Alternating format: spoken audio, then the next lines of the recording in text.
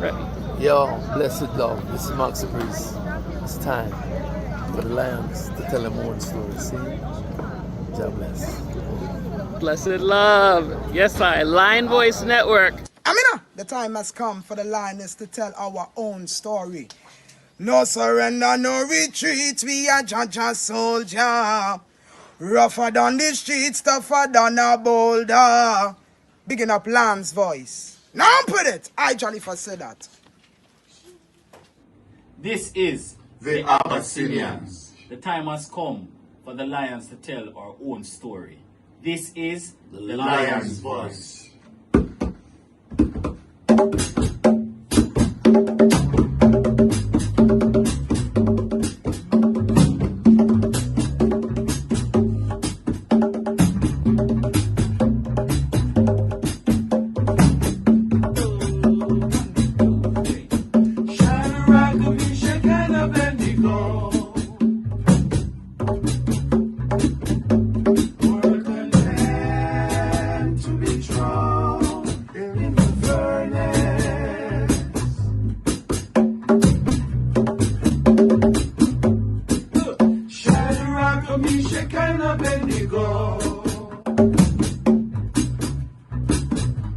They had no fear at all. It was in my sky, it was God, let him be praised. In my sky, it was God, let him be praised. What are you waiting for? Come together, calling from near and far. Know who you are. What are you waiting for? Rally up, it's Exodus. What are you waiting for? Ancestors paved the way for us. Yes, I am Ketis Oyonde, asking, what are you waiting for to come together? The time has come for the lions to tell our own story. This is the Lion's Voice. African pride, root of all nations, boy. I tried with the lion, the Rastafari. Lion of it tried with lioness like I do. Empress on the front line, we need you. Well, this is Medicine, the steady one, and you are now tuned in to the Lion's Voice Network. What the lion fought for do? Scorch them. Roast and parch them. Empress Manel, a lion scientist. Oh, you're universally unfold, be told. Blessed love, this is Itege Idama, and it's time for the lioness and the lion's voices to be heard. This is the lion's voice, Rastafari. Greetings, this is Warrior King, and the time has come for the lions and the lioness to tell their own story. This is the lion's voice. Give thanks and praise for the wonderful blessing that's been poured on me. Give thanks and praise. Jah use I as an instrument to set the people free. Jah give her the powers to chant. Jah give her the powers to chant. Rastafari, the lion's voice. The fittest of the fittest shall survive. My people, open your eyes. Wake up. Blessed love, this is Queen Omega representing for all lions and lionesses. With the lion's voice, we come to tell our story. Rastafari, live it. Hey, the lion's voice, Rastafari. Yeah, David Dread of Steel Pulse, and I'm saying hail to the lion voice, because it's time that the lion have its voice, have its own story. Says I'm stepping out here. Hear me now. Yeah, the lion's voice. Raw.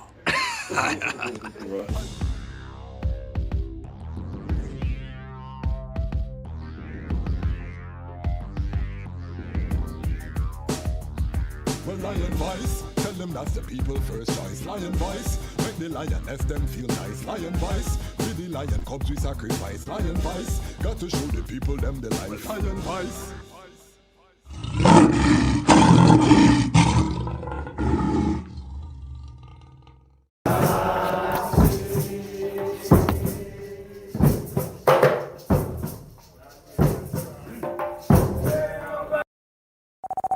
This is culture sound, a Rastaman sound, positive sound. Culture sound system with DJ Culture Fire TG. And now you're in tune to the culture sound, Rasta sound. Culture sound because of DJ Culture Fire TG. I help coming from the true living eyes, Imperial Majesty Emperor Haile Selassie the First, who created Zion and earth. He shall not suffer and I foot to be moved. I hold, he that keepeth Ethiopia shall neither slumber nor sleep. Well, youths in the streets right now, riots in your town now, Babylon them burning down. One bad police right now, riots in your town now, Babylon them burning down. No justice, no peace right now, riots in your town now, Babylon them burning down. The fire now cease right now, riots in your town now, Babylon them burning down. The youth them rise against brutality, man a kill another man for your salary. Them train them at the shooting gallery, black and loot, you might lose all your family. Them defend white supremacy, so them see the African as them enemy. Yeah, I'm gonna say culture sound like this for centuries, them sick mentally. That's why we have the out in the streets right now. Riots in your town now, Babylon them burning down. One bad police right now, riots in your town now, Babylon them burning down. No justice, no peace right now, riots in your town now, Babylon them burning down. The fire now cease right now, riots in your town now, Babylon them burning down. Them say them tired of the looting.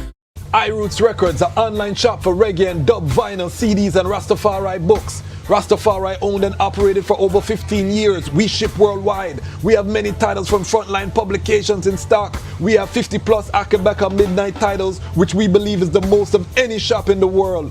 Special invite for the Lion Pride. Use code Lion's Voice and save 10% store-wide. If you spend $125 or more, the discount goes up to 15%. Visit us online at www.irootsrecords.com. The time has come. 321 Productions and RBG Alliance presents the 3rd annual Conscious Reggae Concert Family Unity Fest, featuring the Abyssinians, Aisha Bell, Mary Isaacs, Ragalux, I Brave, and many more at the Jammings in New Kingston. 2,500 pre-sold, 3,000 at the door. Children under 12 for free. Don't miss the Abyssinians live in Kingston, Jamaica. Can't be missed. History. In the haunting echoes of violence against women in St. Anne, Jamaica, a mysterious vigilante emerges. For the Woman Painted Purple unfolds a gripping narrative of empowerment, retribution, and the pursuit of justice. Brenda and her group sisters bond together in therapy over their common struggles, but soon their group becomes the subject of an investigation. As the vigilante's actions escalate, the relentless detective, Officer Woodley, races to unmask the mystifying figure. For the Woman Painted Purple is a pulse-pounding tale that explores the boundaries of justice, revenge, and the fighting spirit. This thrilling saga delves into the complexities of dealing with mental health, coping with domestic abuse, and finding love after. Own your copy today. Visit www.devonnygreen.com.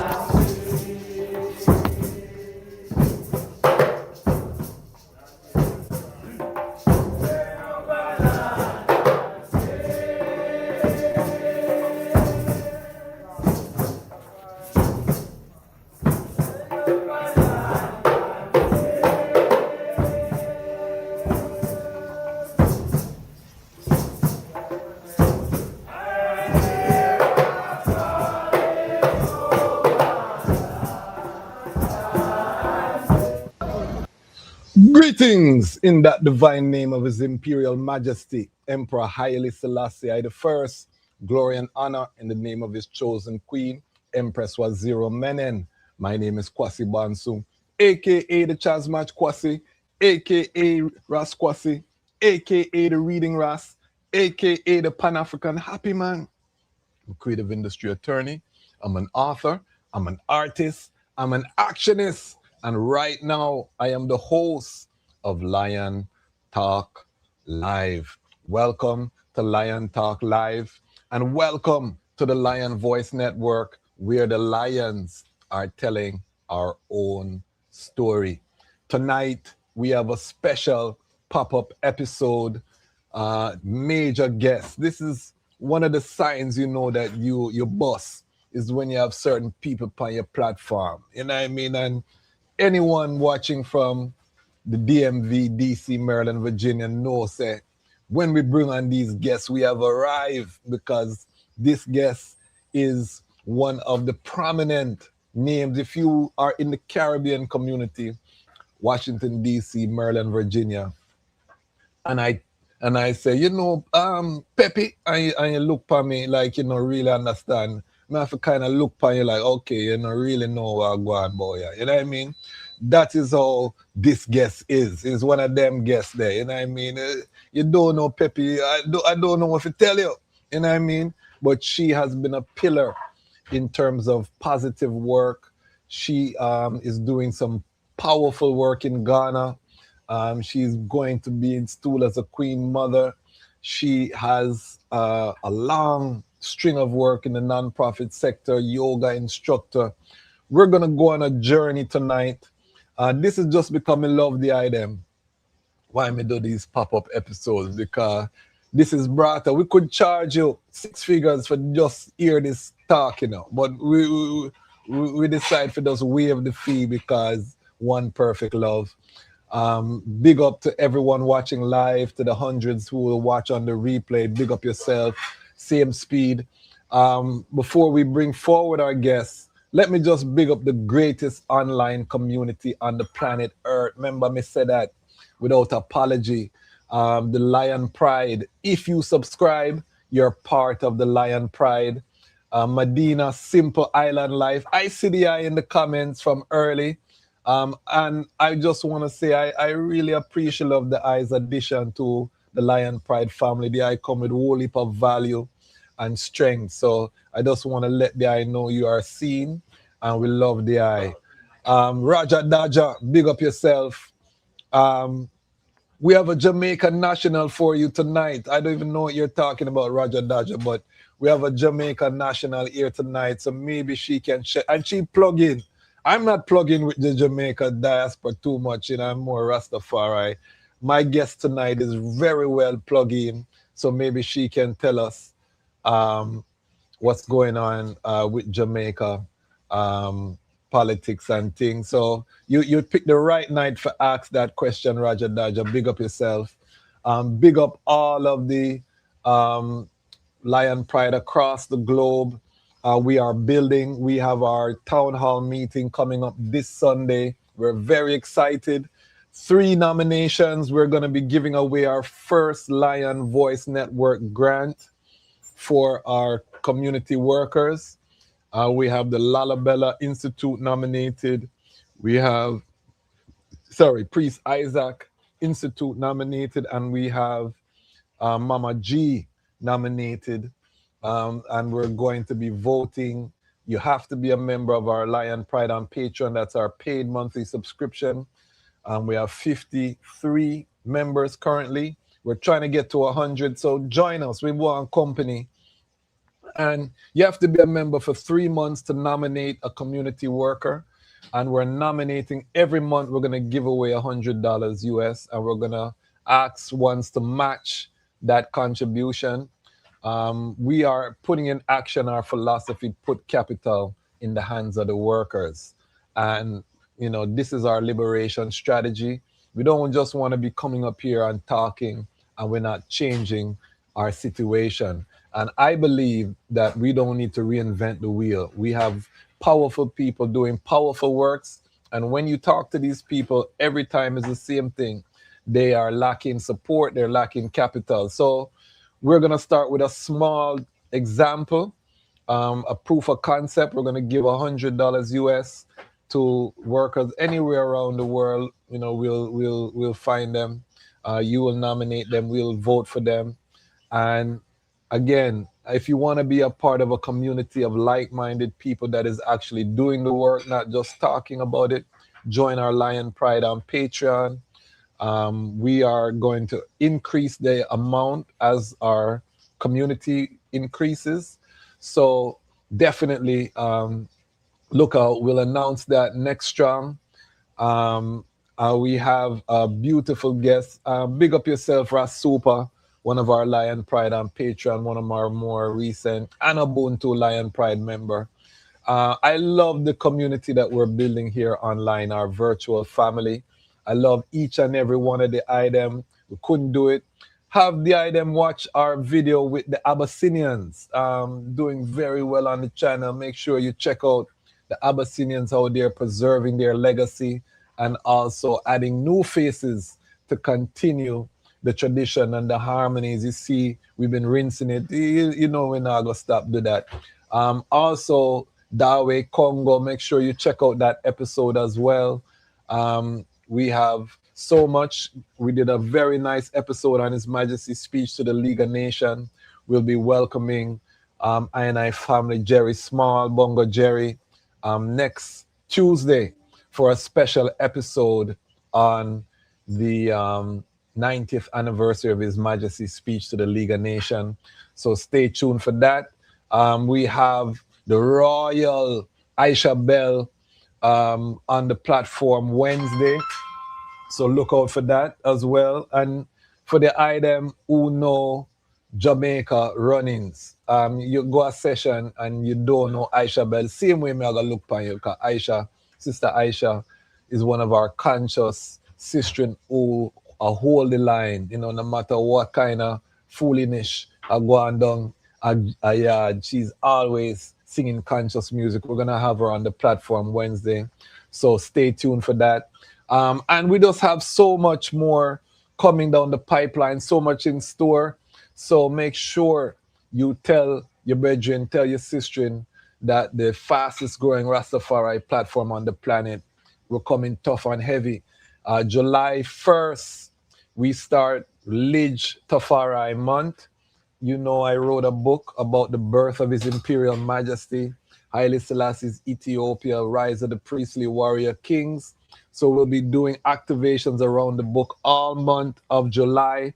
Our first guest is from Guadeloupe. We're going to be making history.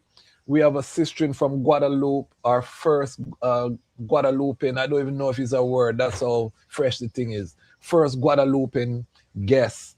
And she's going to tell us about Dr. Vitalien, the Caribbean doctor, black man who helped to raise His Majesty in Ethiopia. This is the type of research and the type of history that we're bringing forward, unprecedented. So make sure, if you're not subscribed, make sure you push that subscribe button, push the like button, leave a super chat, a $5, $10. Don't make Grassroots stay by himself and lonely. Support the channel however you can. If you don't like the channel and you're just watching because you don't like I, give thanks for that too. You know, the peoples them, long time, you know, big up behind them, but big up all of the peoples them, watch and peep. You know what I mean? We're there same way, we're not going nowhere. So big up yourself because you're helping to boost the algorithm. Big up the chat, everyone. Big up yourself. All right, so housekeeping out of the way. Big up Frontline Books. Big up Wally Kings, Graphics and Design. Big up Brother Carl, Phil Potts. Big up iRoots Records, Conscious Reggae Concert. All of the sponsors, Devani Green, make sure you buy her book. We're building our conscious ecosystem. As we separate from Babylon, we have to build an alternative. So we're building out our conscious ecosystem. Make sure you spend your money where your mouth is. Support our sponsors, support our vendors. Let's circulate the Rastafari and Pan-African dollar amongst I and I. All right, housekeeping out of the way. I have such a treat for the item. This sister, well media trainer, well, you're going to see the whole thing. Yeah, just get your ital snacks, get your meditation ready, and give a warm and beautiful welcome to our guest for the evening, the great Rosie Peppy Parke. Aile. Listen, greetings and salutations to everybody listening and watching from all over. Let me tell you something. The vibes of the start of the show got me dancing. All those drops that the people did, yo, it was so good. And then to see you perform in the drop, was reminded of when I saw you recently at the African Liberation Day thing, and you kill it. And I mean, that introduction to me has surpassed any other introduction I've ever received. So I want to say thank you so much. I'm very honored to be here. Thank you for making space for me. And thank you for, what I know will be an awesome conversation. Definitely. We have a tradition here on the Lion Talk Show. I'm going to ask you to step into our Lion Talk time machine and to take us to the moment of your birth. We believe that you are a great person on the earth, and just like how the Marvel characters have them origin story and them superhero story, we believe that the people doing the work to make the world a better place, we want to know their origin stories. So I want you to paint a picture of the birth of Peppy Parke. Please give us the cinematic rundown of your birth, your growing up, and your journey to being a conscious Black woman. Wow. Okay, let me try and make that a summary. But I was born in Jamaica, as my father would say, 4 Kingston upon my birth certificate. Right? I was born at Victoria Jubilee Hospital. I'm not going to say the year, but what I will say is that at the time when I was born, my parents had thought prior that they had stopped having kids. They had 3 before me, and when I was coming on, they were like, okay, this is the last one. This is going to be the wash belly. So all my siblings were like 2 years apart, and I came along, and I can't remember my earliest memory because I have a lot of memories of when I was small. But one of my earlier memories that I have was when I started reading very, very early. And my parents were very alarmed, like in a good way, like, oh my God, you can't read. And I was just reading everything. So they had to hide things from me because I was reading very early. I think I was, very smart at an early age. And so I went to basic school, Miss Campbell's basic school up by Barbican. And then I remember after Miss Campbell's basic school, I went to New Providence Primary School, which was right beside it. And when I went to New Providence Primary School, I guess I was very bright, as they say. So I skipped grade 1. I went into grade 2, grade 3, grade 4. When I got into grade 5, I always tell this story because this teacher is so special to me. My teacher, her name was Miss Ines Clark. And I used to do spelling bee and all kinds of stuff. And then she used to give me private lessons. And she said, Rosie, even though you can take the common entrance up to when you're 13, I want you to take it in 5th grade. And I took it with a lot of other people from my community.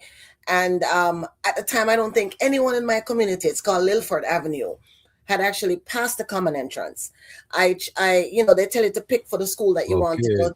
Yes. I picked for Campion and I picked for Arden, and I got a government scholarship, passing in a 99 percentile, and they sent me to Campion College. And I was at Campion for 5 years. I graduated from Campion, but I wanted to also go to Arden because I picked for it as my second choice. So I went to Arden, and then I did 6th form at Arden. And, after I did 6th form at Arden, I came out and I was working, and I had my son very early. And I put off like the UE studies and everything that I had planned to do because it was an unexpected pregnancy. Yes. And then I started working. Everybody wanted to hire me from when I passed the common entrance. So I was working with a lady as a data entry specialist at our house in Mountain View while I was pregnant. This woman didn't even know I was pregnant. When I told her I was pregnant, she was like, what? And I was like 5 months pregnant. She said, what? And then after I had the baby, I decided that I wanted to work. I didn't have to. The father was, well-to-do. He worked at Allpart, and he had something. So he really didn't want me to work, but I wanted to work. And I always tell people that my son was not raised just by me. It was the village of Lilford Avenue. And in particular, like my parents, they made sure that I still enjoyed my years without, being overburdened with everything that comes with being a mother. So I was still a mother, but I had a village that helped me to raise my son. And I worked at Jamaica Telephone Company. They wanted me to be an operator because they absolutely loved my voice. And I said, Yes. no, I don't want to be an operator. So I was hired as a clerical assistant. Then I moved up the rank to executive secretary, then PR assistant. Then I worked Okay. for, in regulatory affairs. And before I Okay. knew it, I was at Cable and Wireless for what? Was it 10 years? Wow. Yeah. And So stick up in. What was your level of consciousness? Because I know you as a conscious sister, but I know we all have a journey. What was your level of consciousness during this time? my level of consciousness was very high because, like I said, I went to two very good high schools. I was in a dance group at Campion. I was in drama club. I ran track. I did gymnastics. I did a lot of extracurricular activities.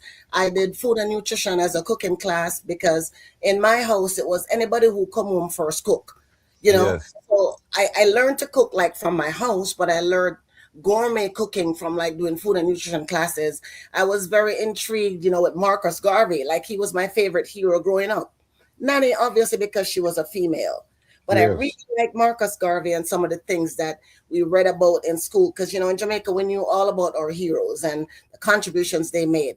So I think I was conscious, but I also was very much involved in the party life because I started partying like in my early 20s because like I had my son at 19, so when I started going out, I was very prominent on the party scene, not like as a dancehall queen or anything like that, but just somebody who we used to go out like almost every night except Monday nights. Because in Okay. Jamaica, something always happening, Yes. and Yes.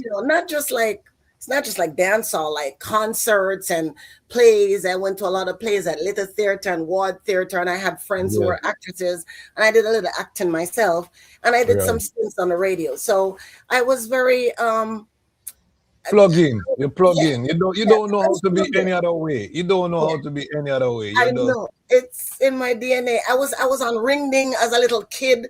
I was writing in the children's school newspaper. I mean, I was doing a lot of stuff that I'm doing now from when I was very young. And one of the okay. things I always tell people in my community of Lilford Avenue, they used to have an annual treat every Boxing Day. And Boxing Day, for those who are listening, is the day after Christmas, like the 26th. And they used to do a Boxing Day treat in the neighborhood where they would give away school supplies and stuff to kids. And I started hosting that when I was 10 years old. So it was from a very tender age that I was using the voice, to motivate and move people and do stuff. So I really liked using my voice, like doing radio ads or, doing MC stuff and I did a bunch of different MC gigs back home. And anyway, I left Cable and Wireless and I saw a job in the Jamaica Observer that I think I would have been perfect for. And as soon as I applied, I'll never forget, the lady's name is Sandy Moore. And she was living in the DMV area, so some people might know her. Sandy called me in for an interview. She said, absolutely, Rosie, we want you to do this. And what I was doing, I was going around to Jamaica to various places and Yes. interviewing people and writing a story. And Yes. then the story would become like a 4-page, they call it a supplement in the newspaper. And it was so exciting, but it was Wow. short-lived because something tragic happened in my family dynamic. And, I pretty much came to America to kind of chill out, even though I'd been visiting for a long time and had planned to come here to do my master's. I wasn't ready, but something Okay. happened. Yeah, something happened and prompted me to leave. And I said I Yes. was going to come here for 3 to 6 months. And when I came to the States, I just decided, you know what, I'm just going to go ahead and do the master's. And, one thing led to another. And then I'm living in the States. Wow. So, Wow. yeah, and that was 2003. Yeah, so I came to the States in January 2003. I'll never forget. And I was here, and Sandy was holding my job for me in Jamaica. And then Okay. about 3 months in, I said, you know what, Sandy, I'm not going to come right now. So you can go ahead and advertise it. And, since I came to the States, you know how it is when you're coming from a different country, no matter how much degree or experience you have, they want the American experience. So I did a lot of temp work.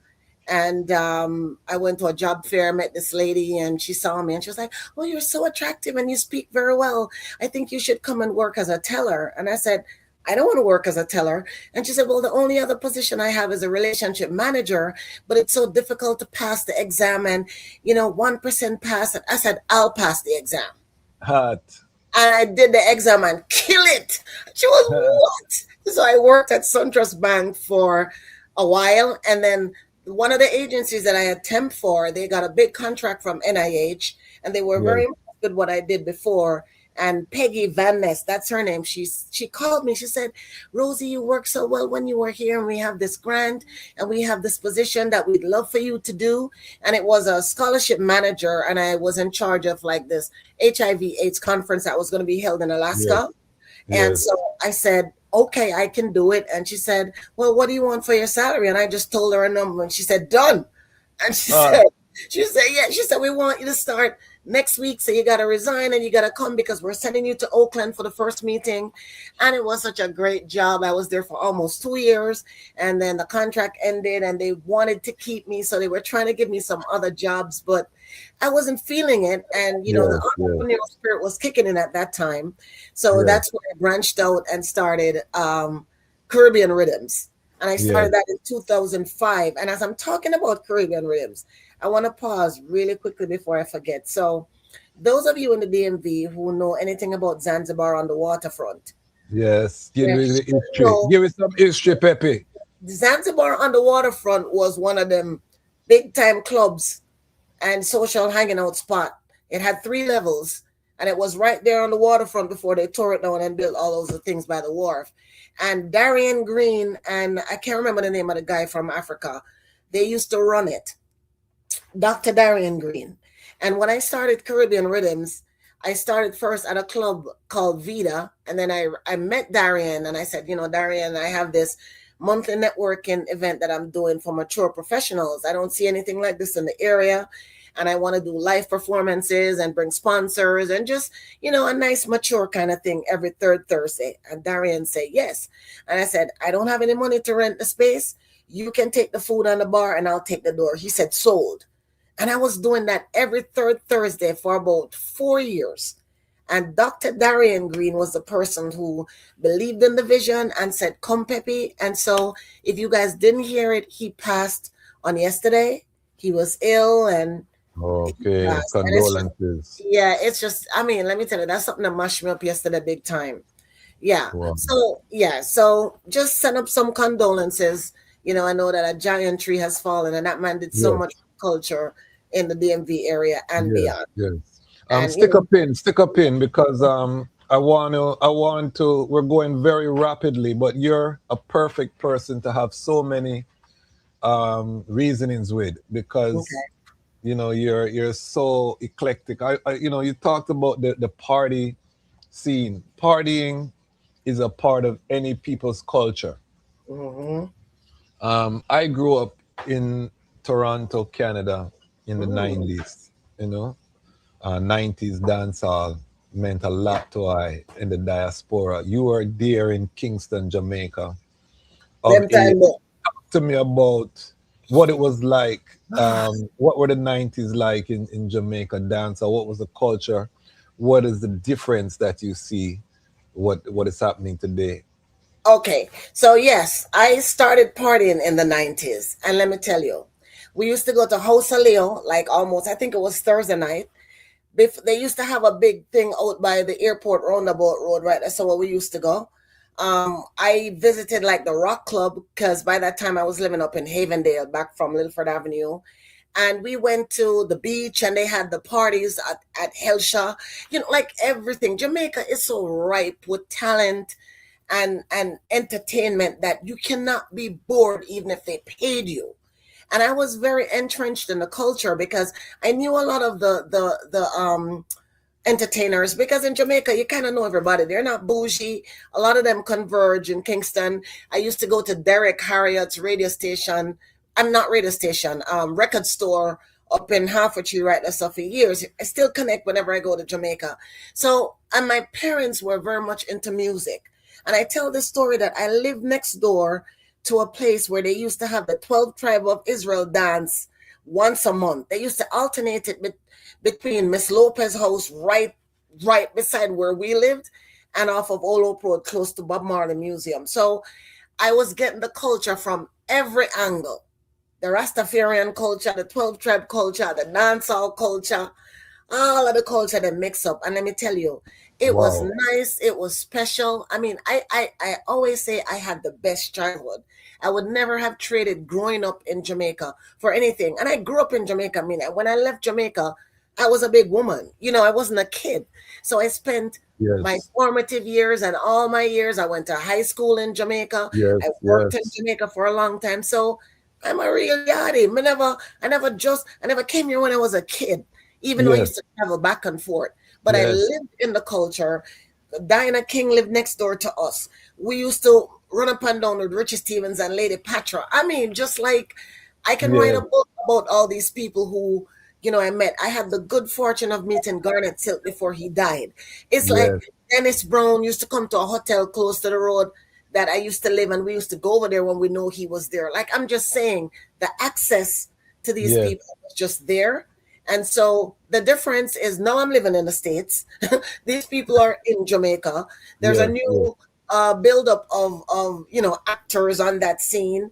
And Yes. I'm Yes. not sure about access. I can't talk about it because I don't live in Jamaica. Yeah. You know, Yeah. what I Yeah. will say, whenever I do visit Jamaica, when there's Weddy Wednesday or something out of Olab or wherever, I'm going. Because I know that energy Yes. can Yes. Yes. only get in Jamaica. It no matter who them bring out the States, is a complete different energy. It's But true. while I was in the States, I used to go to Crossroads, and Yes. when the artists came in, especially the Virgin Island artists, I just love their energy.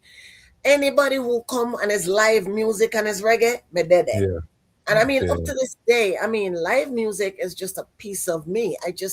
I love it. And, you know, I continue to do it, different genres too, but I Yes. still Yes. really love and respect the reggae, dancehall, and that kind of culture that I grew up with, you know. I mean, and as you talk about 90s, nothing like the 90s. The music, all of them 90s reggae. When I play music in my house, and most times I do Yes. like 80s and 90s. Yes. Yes. R&B, reggae. Those are the golden eras where the music was just so beautiful. They live forever. When you listen to them now, it sounds Yes. like they've been made yesterday.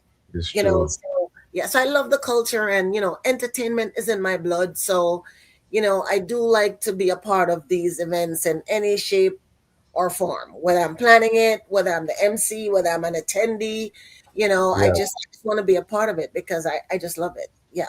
And this is why, family, you see, I said that the Lion Voice Network boss, Pepe and a small somebody. Yeah, man. Pepe, you know, when you talk about the MC of events or promoting or, you know, just a part of the social fabric of Yeah. the diaspora, Jamaica diaspora. I want, because we have a large Jamaica audience for Oh, the big up platform. So Yardis. I want our Jamaica audience to know that she's representing the culture well up here in the Washington D.C. Area. I can testify to that. So talk to us a little bit more about this professionals vibe at the Zanzibar, and for Okay. those who are not familiar, because I think we take for granted in the DMV how unique the DMV is globally.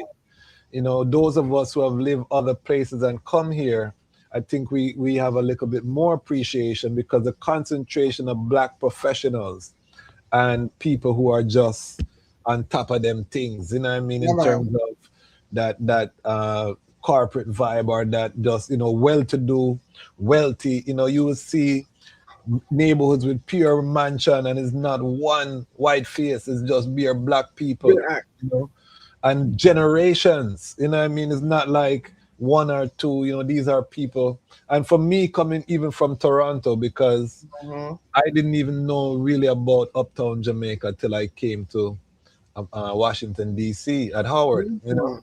Because Mhm. my brethren in Toronto is Waterhouse, is St. Mary, is, you know, his country youths are, you know, by the time you get that far north, you're either from the inner city or you're from rural Jamaica, you know. Yeah, yeah. The uptown people are in Florida, you know what I mean? But you know what I mean? So Toronto, my experience as a Jamaican diaspora was different.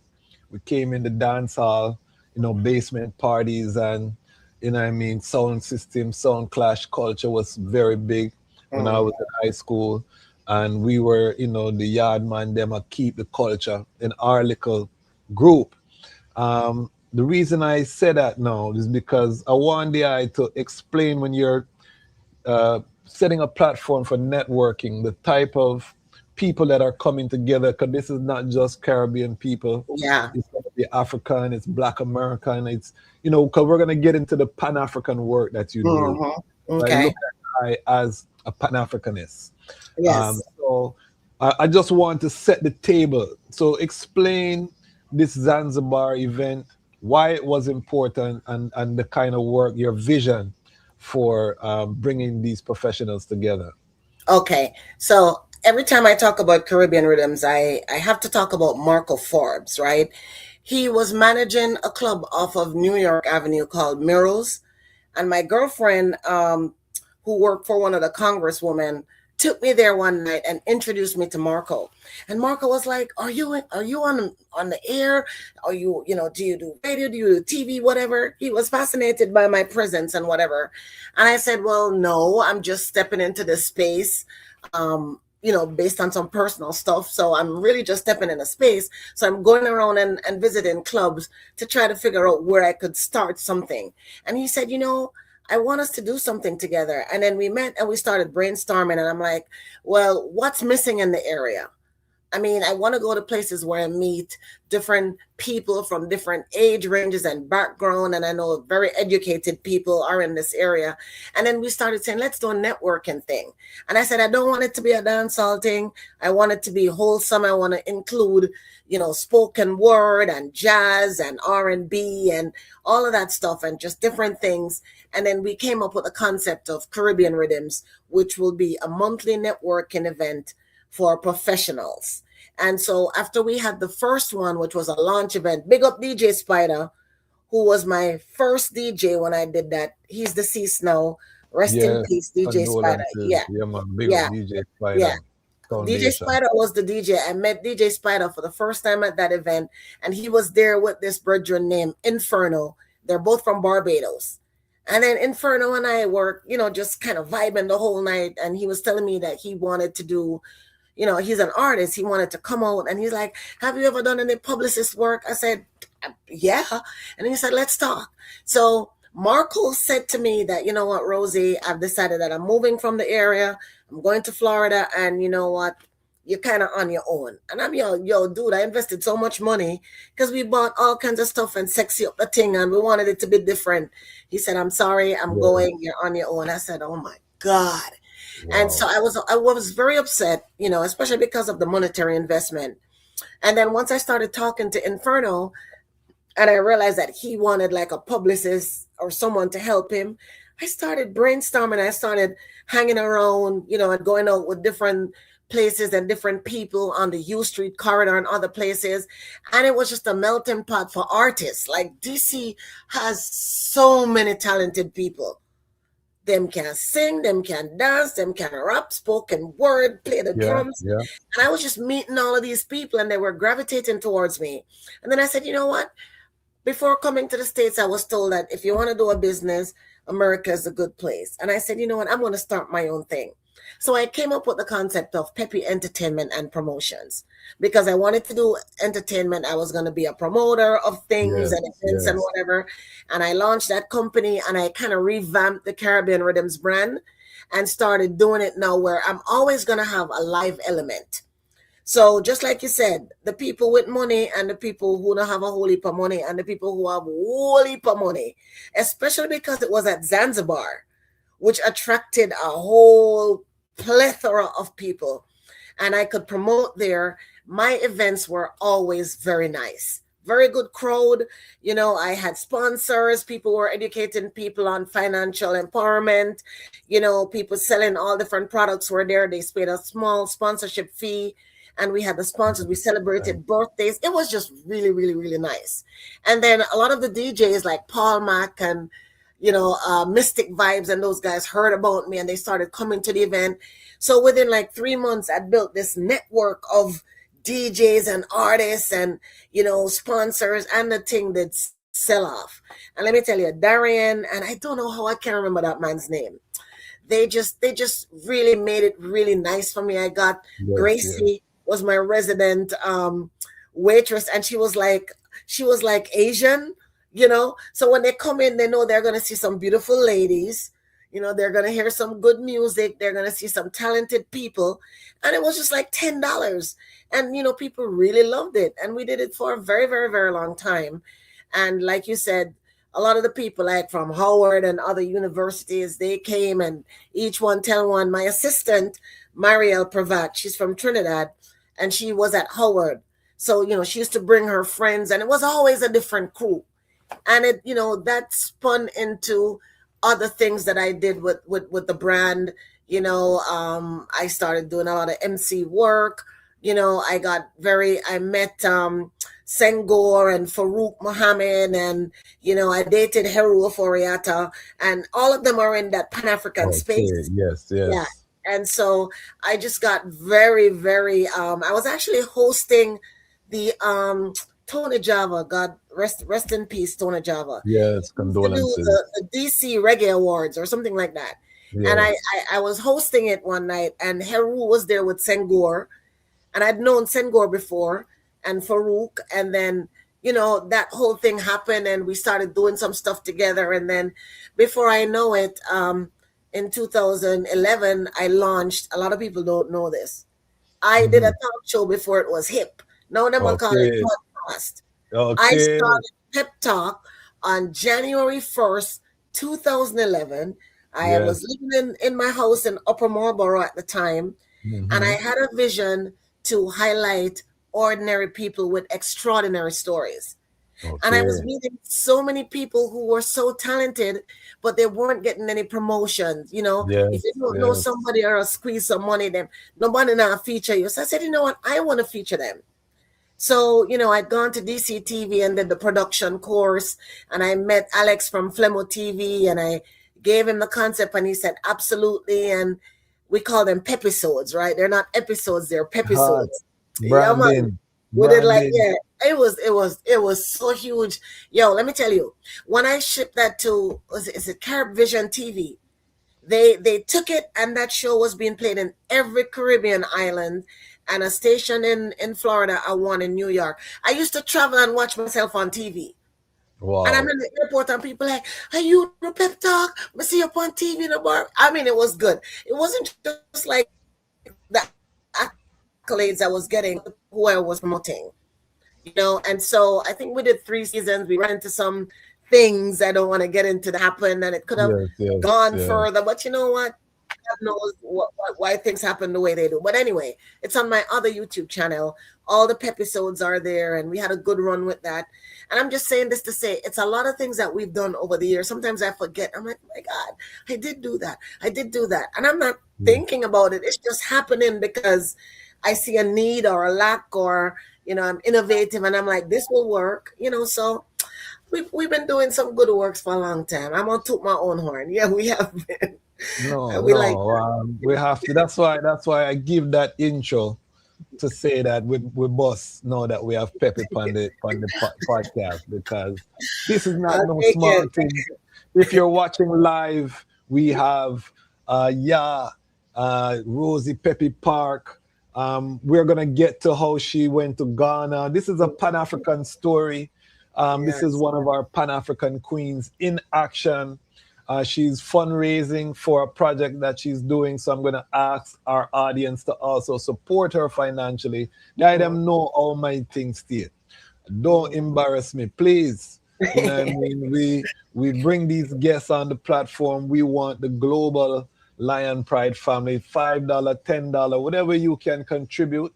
Every Mika make a mucko philosophy, Yes. one cocoa full basket Yes. strategy. This is how we're moving on the Lion Pride. So we're gonna let her talk about that later. But we're just building, we're setting the table. You know how our thing is Set it over there. here. Yeah, man. We have to make the sip season up properly and spice it before we sip up.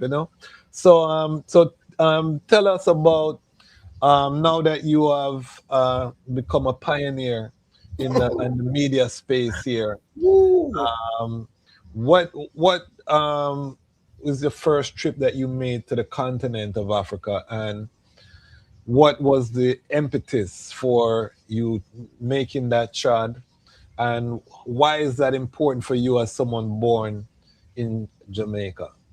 That's some really great questions, and it's like a three-part question. So Yes. a lot of people think that my first trip to the continent was to Ghana. It was not. My first trip to the continent was to Ethiopia. I know your space that I touched Ethiopia first. I went with the Yes, Leon H. Sullivan Foundation. One of the ladies who I was working with, she was a part of the planning process, and she's like, Peppy, we need you to come and work the conference because you have conference planning experience, and you're very Afrocentric. And I said, say less. Somebody's gonna pay my way to go to Africa. I said, you guys don't even have to pay me. I just want to be there. And it was one of those conferences where they have so many different heads of states. PJ Patterson was there. Jesse Jackson was there. Wow. There was Chris Tucker. I mean, so many people, and I have pictures with all of them because, yeah. So it was really going to be held in Arusha in Tanzania, but they made a stopover in Ethiopia to do some of the meetings. And I was working, so I couldn't get to go to Sashamani because I didn't have the time off in the daytime to do it. I was only at the official events that they were hosting. Yes. We did go to the King's Palace. Let me tell you, that is a whole story in itself. I have the pictures. I still have the invitation. I wish they would have gifted me one of the golden plates or the glass or stuff, but I just took a lot of pictures of it. Beautiful space. And then we went to visit Ethiopian Airlines, and we learned so much about they service planes and what they do. And we went down into the Ngorongoro crater where you drive all the way up to go down in the crater to see all the animals. It was it was just really nice. And I tell people, when I went to Ethiopia, I guess based on my experience just going to, those tailored events, I didn't really get to see much of like the local culture. So in some ways, whatever concept I had of Africa, I didn't feel it in Ethiopia. But when we were touching down in Arusha, they had the Maasai people out there dancing and carrying on. And I mean, and I just felt Africa. I looked at the big open sky. I'm like, oh my God, this is Africa. And it was a working trip, but I did a lot of stuff with them. I met some guys. They're called All to the East, from the East. They were entertainers, and we kept in touch. And I still have their CDs and demos. And a lot of them are still my friends to this day. But Arusha was really nice. I totally enjoyed Tanzania and plan to go back. And that was in 2007. That was my first trip to the continent. No, I was just talking about Sky Club and Darien Green and Zanzibar and Pan-African. In 2010 of December, Senghor and them asked me to host Kujichagulia, Self-Determination, that Kwanzaa event. And this time it wasn't up in the Sky Club, it was on the downstairs of Zanzibar. Okay. And I was hosting the event, and this guy, Bamani Tayimba, had traveled from Atlanta. He was in the audience. And Heru he was born in Ghana. So Heru was always talking to me about Ghana. Yeah, man, you're going to love Ghana. The people are going to think you're from there. You have the vibes. And when you go, you'll see that it's just like Jamaica on steroids and all of this stuff. And I was like, okay, so Ghana is on my bucket list, right? Okay. And then, so Bamani was there. And when they got intermission, I got off the stage and Bamani was like, oh my God, you're so eloquent. You're so good. I want you to come to Ghana. I said, say less. When are we going? He said, next June. He said, can you be my assistant? I said, yes. What you want me to do? He's like, I want you to interview the people and tell the stories. And, I know you launch your pep talk thing, so you can even do a live pep talk thing from Ghana. Yo, it was like the best Boxing Day after Christmas present I've ever gotten. And so I went to Ghana. No, this is Africa. Wow. This is the part when we realize, yes, whether or not I trace my DNA, I'm from Ghana. I get to Ghana, I kid you not. I'm in the era where you just come out of customs and you come out and they have the guys waiting for us. And I saw a group of Ghanaians speaking, and they're speaking Twi. And the mannerisms and the stuff, and it's like I knew what they were talking about. And I start approaching them because I want to join this conversation. They're like, my sister, welcome, and they embrace me and they carried on. And let me tell you, I felt like I was in Jamaica. Just the vibes, the mannerisms, just, I was like, this is where I'm from. I don't care which ship them put my ancestors on. One of them did come from Ghana. And let me tell you, that whole trip was just, oh my God, I don't have the words to describe what I felt on that trip and being in Ghana. And Bomani does a very good tour. So we were in various regions and, it was just, it was just so nice. And then we went to one of the first things that we did. We went up into the Abur Mountains, that area. Yes. And we went to Trinity Home Orphanage. And as we're walking up, a lot of people are running towards us and carrying on. And this little girl, like she ran past everybody and she came to me and she just jumped up in my arms. And I have a picture that I show a lot that I walked up the hill, maybe a mile or something, with her on my hip. She would not let me go the whole time. She's in my lap. She's in my face. She's, just all over me. And I'm like, her name was Gloria. Yes. And I said to Mama Sophia, I want to adopt this one. And Mama Sophia said, Rosie, this one has her parents. She's not up for adoption. I was so heartbroken.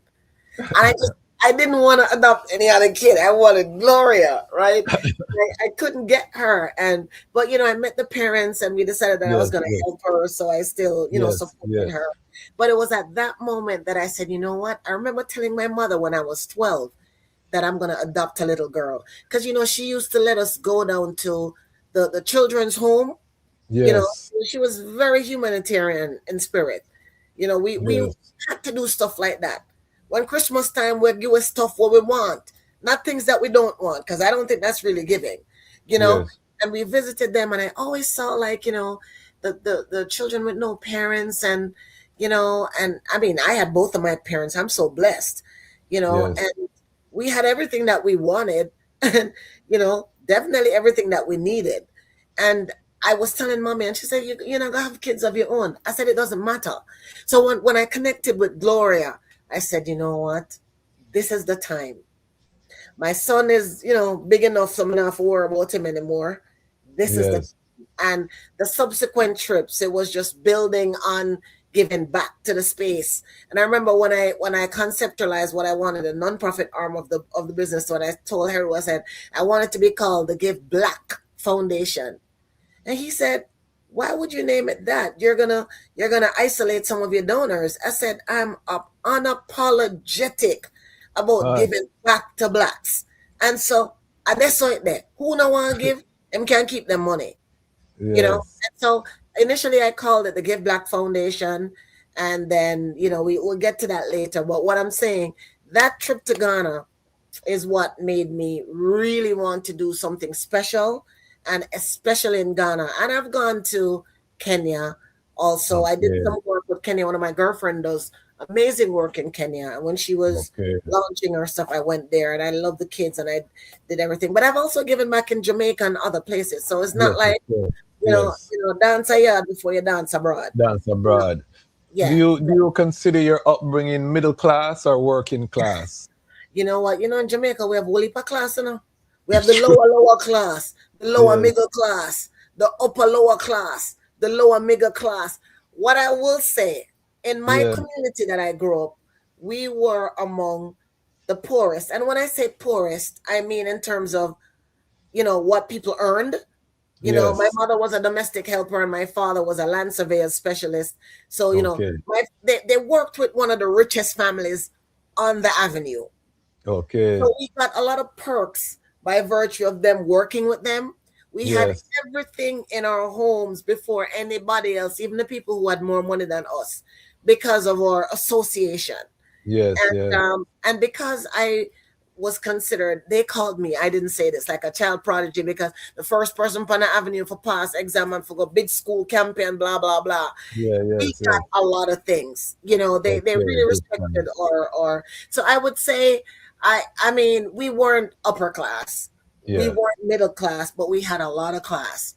and we had everything that we needed and a lot of stuff that we wanted. We didn't want for anything. you know. That is So beautiful. That is and beautiful. so But just to show, because some people might think that you came from, a upper class background, or you speak, and the, yeah, the type of life that you've lived.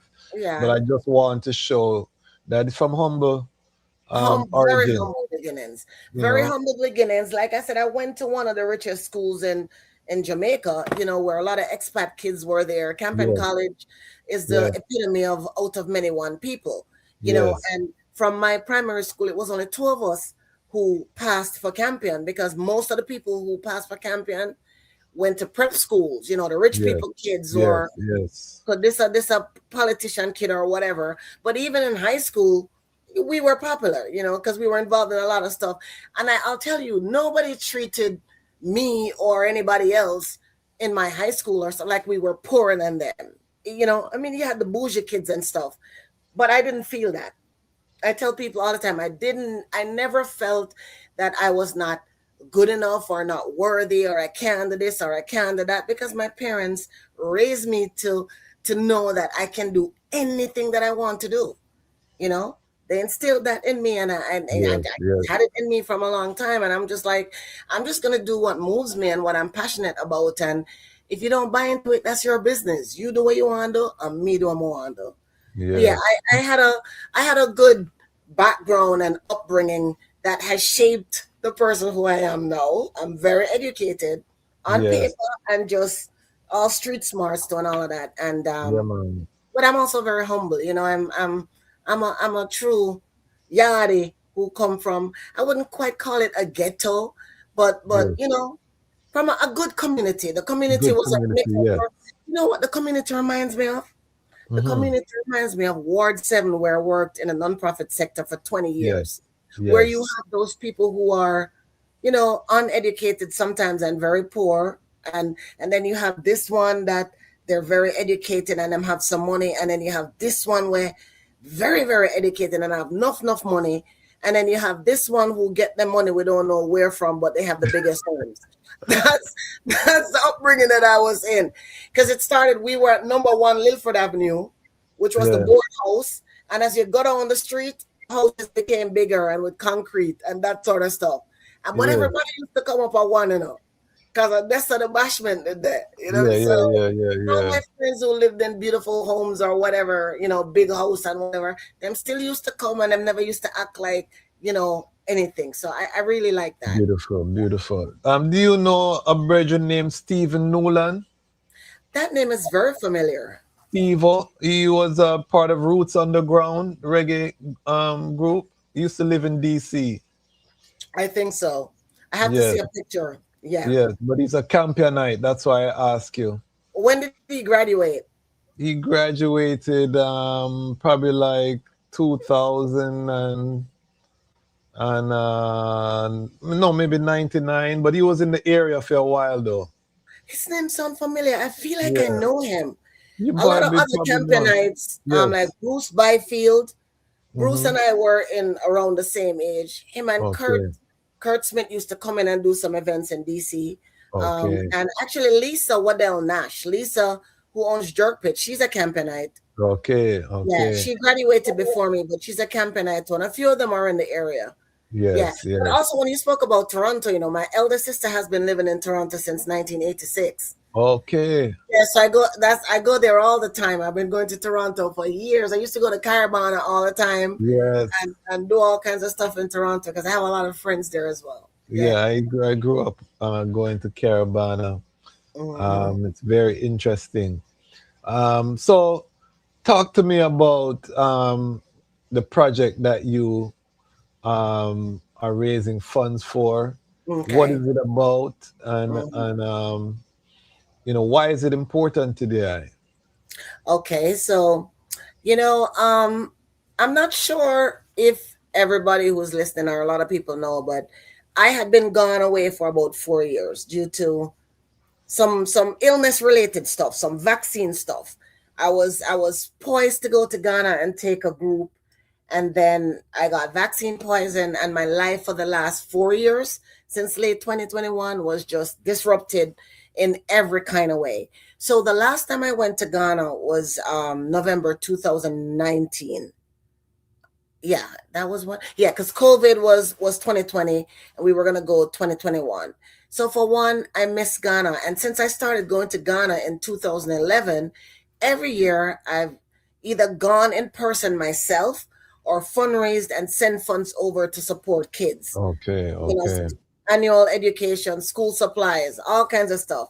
I started getting more purposeful in terms of how I was doing the donations and fundraising by reaching out to the folks in Ghana at the schools to find out, okay, give me 5 to 10 of the neediest kids, you know, so we can support them with their annual education. And so I enlisted the help of other people to start sponsoring kids' annual education. And it also fostered this, you know, God person type of relationship, you know, with the sponsor and the donor, and also with the family, because everybody meets everyone. And so they had a vested interest in that school's that child's education. The last time I was there, like I said, was 2019. I was also taught this curriculum by this lady in the DMV. Her name is Yasmin Anderson Smith. She has this program called Every Girl Can, and she used to contract me to come there and do workshops for the girls, you know, and sometimes do fitness and wellness sessions with the girls. And then she said, you know, Pep, I think you would be a great candidate to be the only person to take this curriculum to Africa. And I said, say less. And so she taught me the curriculum. Wow. And I'm proud to say I took it to Ghana, and I'm the only person who is trained to do that curriculum in Ghana. It's called Every Girl Can. It's based on ABC, meaning the importance of appearance, behavior, and communication. And it has various modules, and we work with the girls and go through that. At the end of it, we have a field trip with the girls, and we usually take them to a nice tourist destination that they can't afford to go or have never gone, but that's where all the tourists are going, you know, so they can actually enjoy their own culture and their own beautiful sites. And they graduate, and then we equip them with like a book bag with some school supplies, feminine hygiene products, journals to write down stuff, you know, flip-flops, hair combs, a bunch of stuff that they need. And so this year, me going back to Ghana is like a reunion because I miss it greatly. You know, when I was about to go in 2021, I heard that Mama Sophia passed. And man, that tugged at my heart so much because I mean, that lady was just, I helped them a lot through the pandemic, you know, but anyway, that just broke my heart.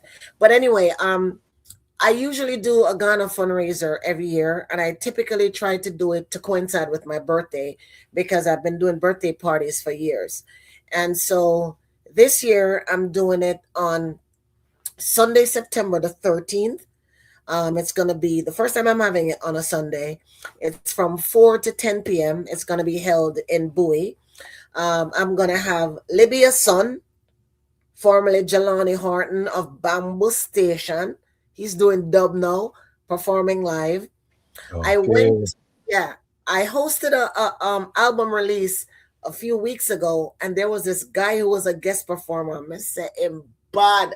His name is Guys the Entertainer, and he does Afrobeats. So, you know, we had a nice little vibe, and he's going to be performing live. I'm going to have a mother and daughter duo who's going to be doing some African dancing and drumming. It's going to be Ghana and Jamaican cuisine. I'm going to have an African fashion show, really a Ghanaian fashion show from a store that's out of Bowie Town Center called Yvonne's Exclusive Designs. And I'll have a projection and show them what we're doing in Ghana and all of that. But this year, the purpose of the fundraiser is to support 5 kids in Kumasi and 5 in Cape Coast with their annual education. And that costed as $300 per year. That takes care of their tuition, their uniforms, their meals, everything that they need for 1 year for an education. Only $300. I am happy to say that the 5 children from Kumasi already have sponsors, including myself. Because, you know, I don't ask people to do things that I'm not doing myself, even though I have 2 Ghanaian daughters who I support, right? So we have those 5 kids are taken care of. And then we have 5 from Cape Coast who we're fundraising for. So if someone wants to help or sponsor, it's $300 per kid. We ask that one person sponsor a child because then it gets too convoluted to try to have them to have time with the kids and meeting and greeting and whatever. And we're working with 15 girls on the Every Girl Can Ghana program this year. I have the list of girls already. We're going to be doing conference calls with them and everything because we like transparency. And the sponsorship for those girls is at $150 per girl. Now, if people don't want to give their money, I can list the items that the girls want and they can arrange with me to get the items to me. We need to get those sooner than later so we can know what we have to buy versus what we're going to get. And, we everything is transparent. They can talk with the chief from Kumasi. They can talk with Nana Chetawa from Cape Coast. They meet the girls. We've been putting out stuff on social media about some of the kids and how old they are and what they aspire to be and that sort of stuff. Those are the main things that we're fundraising for this year. For the 10 kids, like I said, 5 have been taken care of already. One of the girls who's in the program, she's been sponsored already by Vincent Henry. So this is a good time for me to big up the sponsors. So Rosie Peppy Parke, I'm bigging up myself. Danny A, that's a little boy. He's 13 years old. He saw it and he told his mom, he's like, please call Auntie Rosie. I want to sponsor Judah. So he's sponsoring 13 years old. And him now work. Rick Zaron is sponsoring one. Dr. Pat Davis is sponsoring one, and Shante Hugh is sponsoring one. That's the 5 kids from Kumasi. Vincent Henry is sponsoring one of the girls, Esther, who's in the program. So we need 14 young ladies to be sponsored and 5 students to be sponsored. And, they can Cash App, Zelle, whatever. You can share the links later. They can reach out to me directly. If they want to have a conversation with the kid before they sponsor, we'll arrange all of that. We want full transparency. When we're in Ghana, we're streaming everything. They'll see the actual presentations. I'm doing the Kumasi presentations the same day when they're doing the Queen Mother thing because I don't want it to be just about me, So I'm like, let me just do the sponsorship of the kids the same time. And this year it's going to be on my actual birthday. So that's the best birthday present I could ever get. And so the next time we talk, them have to call me Nana, yeah. Okay, but explain the whole Queen Mother vibration. And before you do that, we will add the information. If you send me the information, we'll add it to the description of this video. Okay, The Lion Pride knows all of our videos. If you want to support the guests, you go down to the description, click the more button. All of the information about the guests and how to donate will be there. So I'll get that from you after the show, and we'll add that to the description. And Lion Pride, please go and support if you can afford to support the $300. If not, call Pepe and find out what you can do. Yeah, what they can do. Them, you know what I mean? Whatever you can do, because we're not trying to broke nobody's pocket either. Exactly. Whatever you can do, the fact that you reach out, that's part of our philosophy here. Is just a lot of us doing a little can be so much. You know what I mean? So appreciate that. Talk to us about how did you become selected to be a Queen Mother in Kumasi, of all places, Ashanti region. God. Let me tell you something. Kumasi is one of my favorite places in Ghana. The energy with the Ashanti people is just out of this world. And so I've always gone to Kumasi. And years ago when I went to Ghana, I can't even remember which year it is right now, I met Lake Chief, I can't even pronounce his name, before Kai. I call him Lake Chief Kai. He's the Lake Chief. But in 2000, I went to Ghana twice in 2019 because the day before I was supposed to take a group of 19 people over there, my father unexpectedly passed. And I had to go. I'm like, people pay them money. They're excited. I mean, there was no one else to run the tour, so I had to go. So when I went on the tour, I went with the best group of people. And a lot of these people went to Ghana only because I was the one doing the tour. Because they didn't want to go anywhere else and say, oh, Peppy tour, may I come? So I had a bunch of couples who were there and some single people and whatever. But anyway, when I was there in Ghana, in March, I'm sorry, in May, I was kind of like I was on autopilot. I was just working so hard so that the people who I carried over there was having a great time. So I didn't really have the time or space to mingle with some of the Yes, Ghanaians yes, who would normally come and greet me, and I'm doing yes, this and yes, that with yes. them. I just so I was just like, okay, I just have to get through the store. And I was kind of rigid in terms of still friendly, but just like you gotta just do the store because I was battling with a lot of stuff and also planning my father's funeral while I was there. It was a whole stuff going on. But when I went to Kumasi that time, I didn't get to spend a lot of time with Lake Chief. I couldn't make it to see Lake Chief because we just did like Bonwaya, Kente Village, and some other stuff. And then I didn't get to work with my girls either because I had to get back to the States to get my son. And then we had to fly to Jamaica for daddy's funeral. So I came right back after and I didn't work with the girls and didn't do some of the things that I needed to do. I went back in November and did the stuff that I needed to do, work with the girls. And I was also invited to be part of a big wedding. And I, went to the wedding and, the Lake Chief and I got closer then. Like he was like, oh, I really wanted to talk with you. And we went Okay, to visit him and do all of that. And he was like, I've been hearing about you because they watch the YouTube and watch the vibes. okay, okay. Yeah, and he was like, and his wife at the time, she's an American who I knew. She's from Atlanta. And so he was saying, you do so much, in Oburi. Can you do something in Kumasi? I said, sure, what do you want? And so I sent some stuff for the village in Kumasi and everything. But he started following me and he went through all my videos that I've ever done on Ghana. And he was like, oh, my sister, you're doing so much, and apparently in 2021, he was planning to make me a chief, like start the process. But, I Okay. got sick. I went AWOL. Nobody never know me there. I wasn't really talking to Yes, anybody. yes, yes, I was just getting better. So once I resurfaced, he jumped in. He's like, Peppy, when are you coming to Ghana? I said, September. He said, oh, I want it to be a surprise, but you have to be a part of your own enstoolment. So he said, he spoke to the king and they remember me and one bag of things. I'm going to say, what? And so he said, that's what we're going to do. And I could not accept. So I said, yes. So it's crazy that when I mentioned it to Nana Chetawa, because I did a lot more work in a Tonko village, Yes, I think she felt a little way. She was like, oh my yes, God, I wish we had thought about this before, but we were thinking about doing it. I said, I don't care who does it. Like, even though, they want you to be yes, in your region being a chief, I'm like, it's not going to stop the work that I'm going to do with you. We've already established a relationship. yes, I'm yes, going to do more in Kumasi. But yeah, it was that. And they chose me because they've been watching me. They've seen yes, the work that I've done. People talk about it. They like my energy. They like the way I treat the people.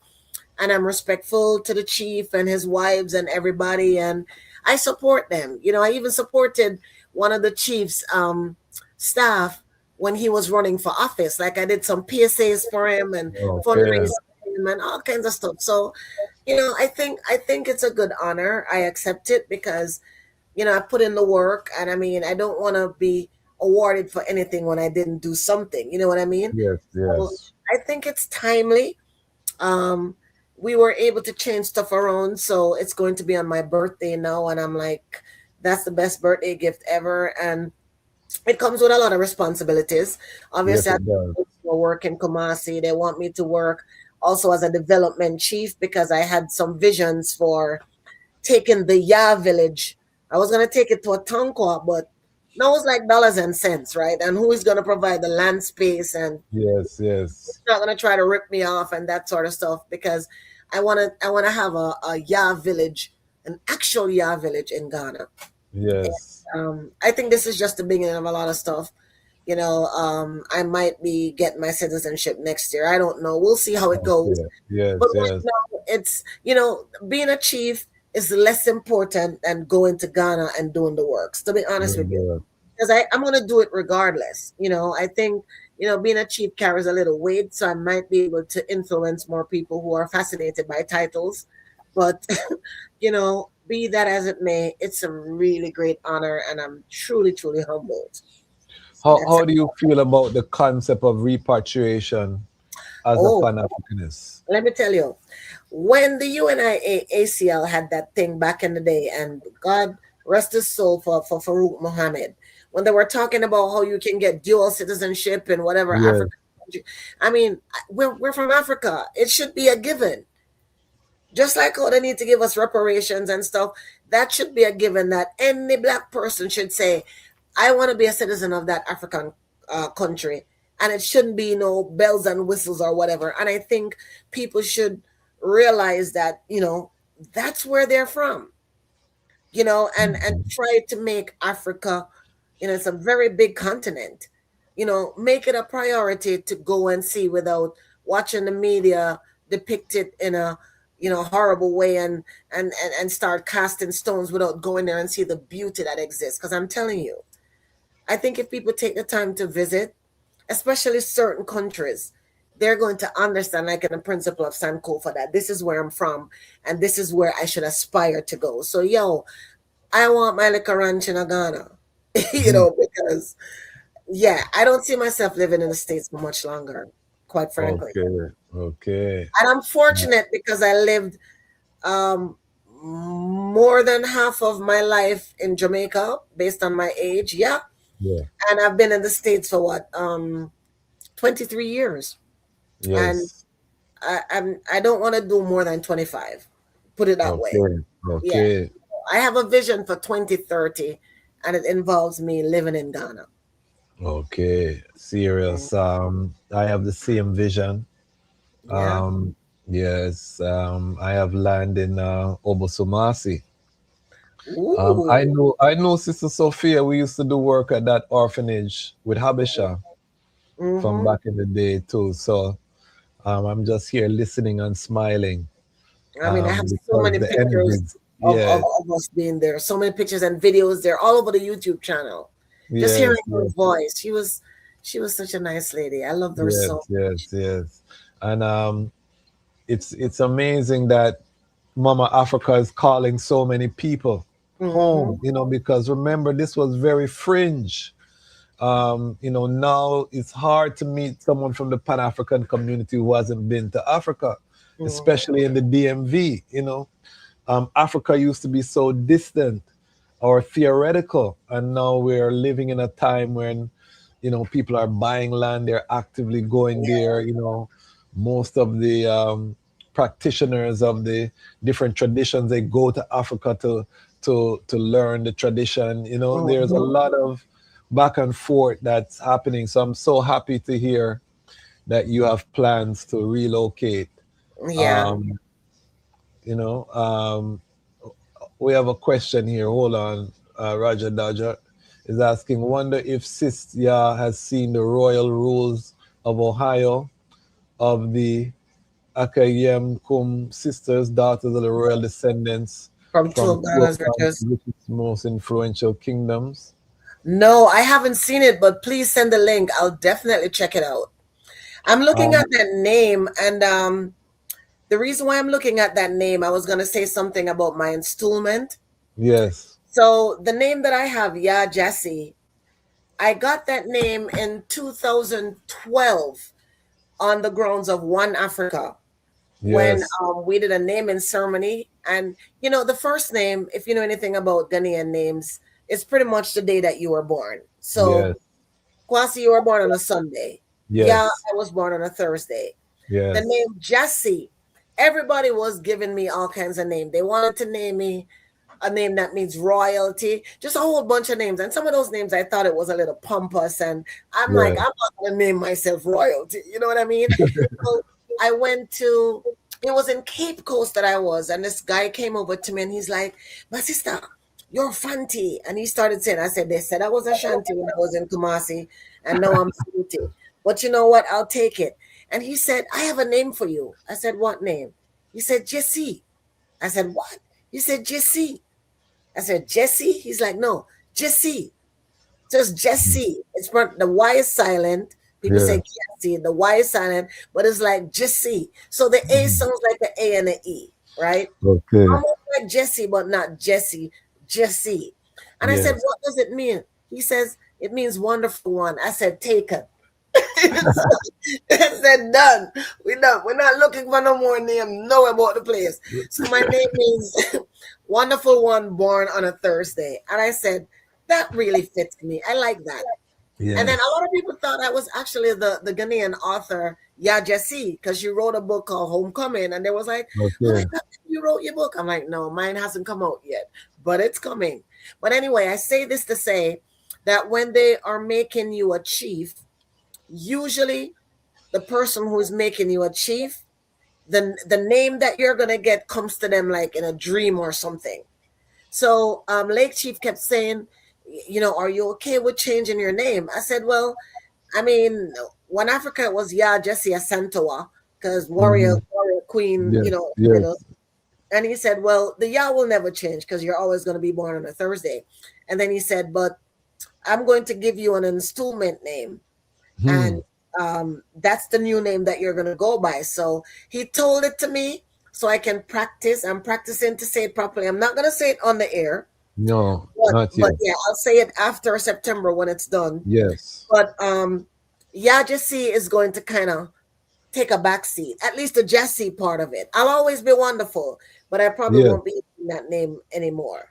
Yes, and yes. so in September, when I come back, I will have that. Evolution. It's an evolution taking Yeah, man, place. the evolution. And I have to respect the process. You know, he saw the Yes. name in the dream and he told me what it meant. And I'm like, yes, I'm ready for that.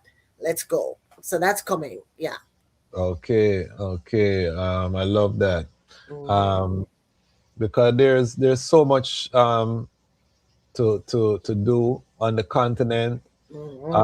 I tell people when I return, when I go to the continent, you feel this vibration of just hope and emerging. You know what I mean? It's like it's a bustling feeling. I don't get that feeling in Jamaica. I don't get that feeling in DC. And when I come back here, it's almost like it's like a cloud hanging over the place. To I personally, just in terms of the vibe and the spirit of the people that you're meeting and what's happening. I mean, I don't even really leave my yard when I'm in DC. Man, I tell you the truth. If I'm going up, it's Ghana, it's Jamaica, it's St. Croix, it's, you know, but when I'm here, I'm usually just it's.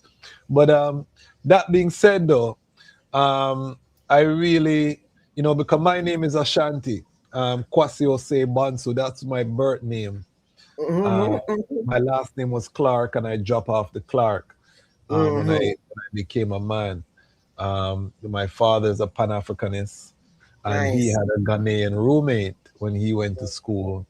My father went to school in America, North Carolina A&T, and he had a Ghanaian roommate, and that's how he got my name. So I grew up with this consciousness of the Ashanti my whole life. You know, growing up, my father's a Pan-Africanist. So for me, going to Ghana and seeing my name everywhere, you know, it was like, wow, you know, it was such a good feeling, you know, because your name is always strange to people. And then you go to a place and it's Kwasi Hardware or Kwasi Hardware. You see, you know, my daughter is Ya Santoa. Oh, that's my name too. Nice. She lived in Ghana for a year or two, and she had the same experience where she's seeing her name everywhere and feeling that power. Explain to your Black brothers and sisters who haven't been to the continent, you know, what it's like just going through, and you've been to several countries, so you can give a different perspective, because East is very different than West. From the West, yeah. You know what I mean? I would say like Ghana to me is when someone described it as Jamaica on steroids, I felt that and I feel that. Jamaica has 14 parishes. And when I was an adult in Jamaica, we were purposeful. Like every month, and a group of us used to drive to a different parish and experience it, just so we can really understand and enjoy the country for the differences that resides in different parishes. Ghana is like that with the regions. You know, like Accra, very developed. You know, sometimes if you don't look around and see some people, in Ghanaian wear, because a lot of Ghanaians wear Western clothing. It's like we Yes. go there and we want to wear their clothing and they want to wear our clothing, right? But there are places like in East Legon where, like, if you close your eyes, you could be in Beverly Hills, California. Yes. There are pockets of places that look so, whatever concept you have of Africa, you're like, oh my God. I'm like, yo, these people are rich. They got a lot of rich people and some nice homes and stuff Yeah. there Yeah. in various places. And then, you have the places that are more on the low key, more like, okay, you feel like you walk into a regular town and not so much of a populated area. But what gets me in Ghana is the vibes. I mean, Yes. it's so palpable. Like how people are always telling me to bottle my pep. It's Yes. like I want to bottle the Ghanaian energy. Like I wish I could put it in a bottle and just take it to people who have some resistance to going to Africa and say, rub this by you. And then they just pick a plane the next day and gone. I mean, it's like, even when whatever is going on the ground is not so pleasant, Yes. something about the atmosphere, oh man, I can't explain it. And like the Yes. big wide open sky and the sun, Yes. within Yes. 2 days I have a tan and I love it so much. Yes. And I really just like the energy of the people. They're so hospitable. They have Yes. beautiful skin and teeth. When they smile, it's so genuine. It's like, and they look different. They remind me, like Jamaicans, we all don't look the same. Like Ethiopians, most time you can spot a Ethiopian person and know that they're from Yes. Ethiopia. Not so with Ghana. They look different, like lighter skin, darker skin. They look a little bit different all around the Yes. place. And I Yes. mean, I just love the energy. I have never had a bad experience in Ghana. I've never had one. I mean, one time I saw something when we were coming from Crocobiti Beach, Yes. and they saw more of it than I did. But I've never had a bad experience in Ghana. Trust me. And I've taken the public transport just Yes. to Yes. experience it. I didn't have to, but I wanted to. I Yes. feel safe when I'm there, It's and very safe. It's very safe. yeah, I feel very safe when I'm there. And our tours are usually, you're protected on the tours that we do. But even when I've been there and I'm not on a tour, I still feel safe, and, crime happens everywhere, but knock on wood, it's never happened when I've been Yes. there. And And Ghana has one of the lowest crime rates, yes, it It's does. It very does. peaceful. There's Yeah, not a lot of it's very murder, not a lot of murder in the country, not a lot of, yeah.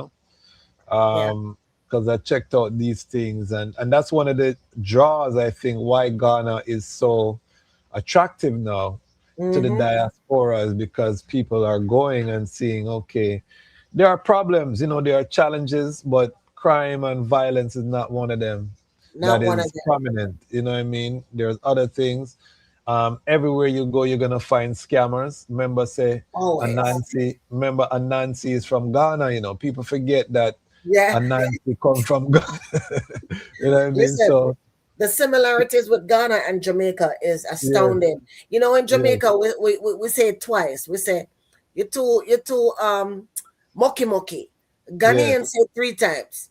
Moki moki moki. So a lot of things got changed in translation. And I want to say yes, lost, because our yes, ancestors were very cunning in making sure that their colonizers didn't understand what they were saying. So them change up the language to make sure that they could communicate among themselves without them knowing what they were saying.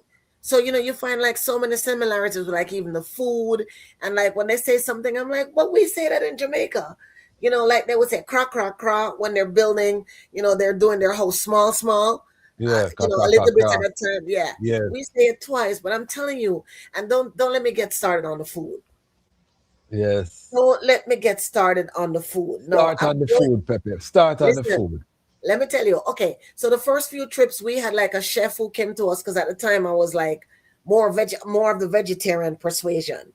So when Yes, we were in Accra, we had the vegan chefs that they came in and they made stuff for us. And I didn't eat meat or anything, so the vegan stuff was nice. Jollof rice, they do like fried rice, they do all kind of rice. I'm not a fan of like the fufu and the banku.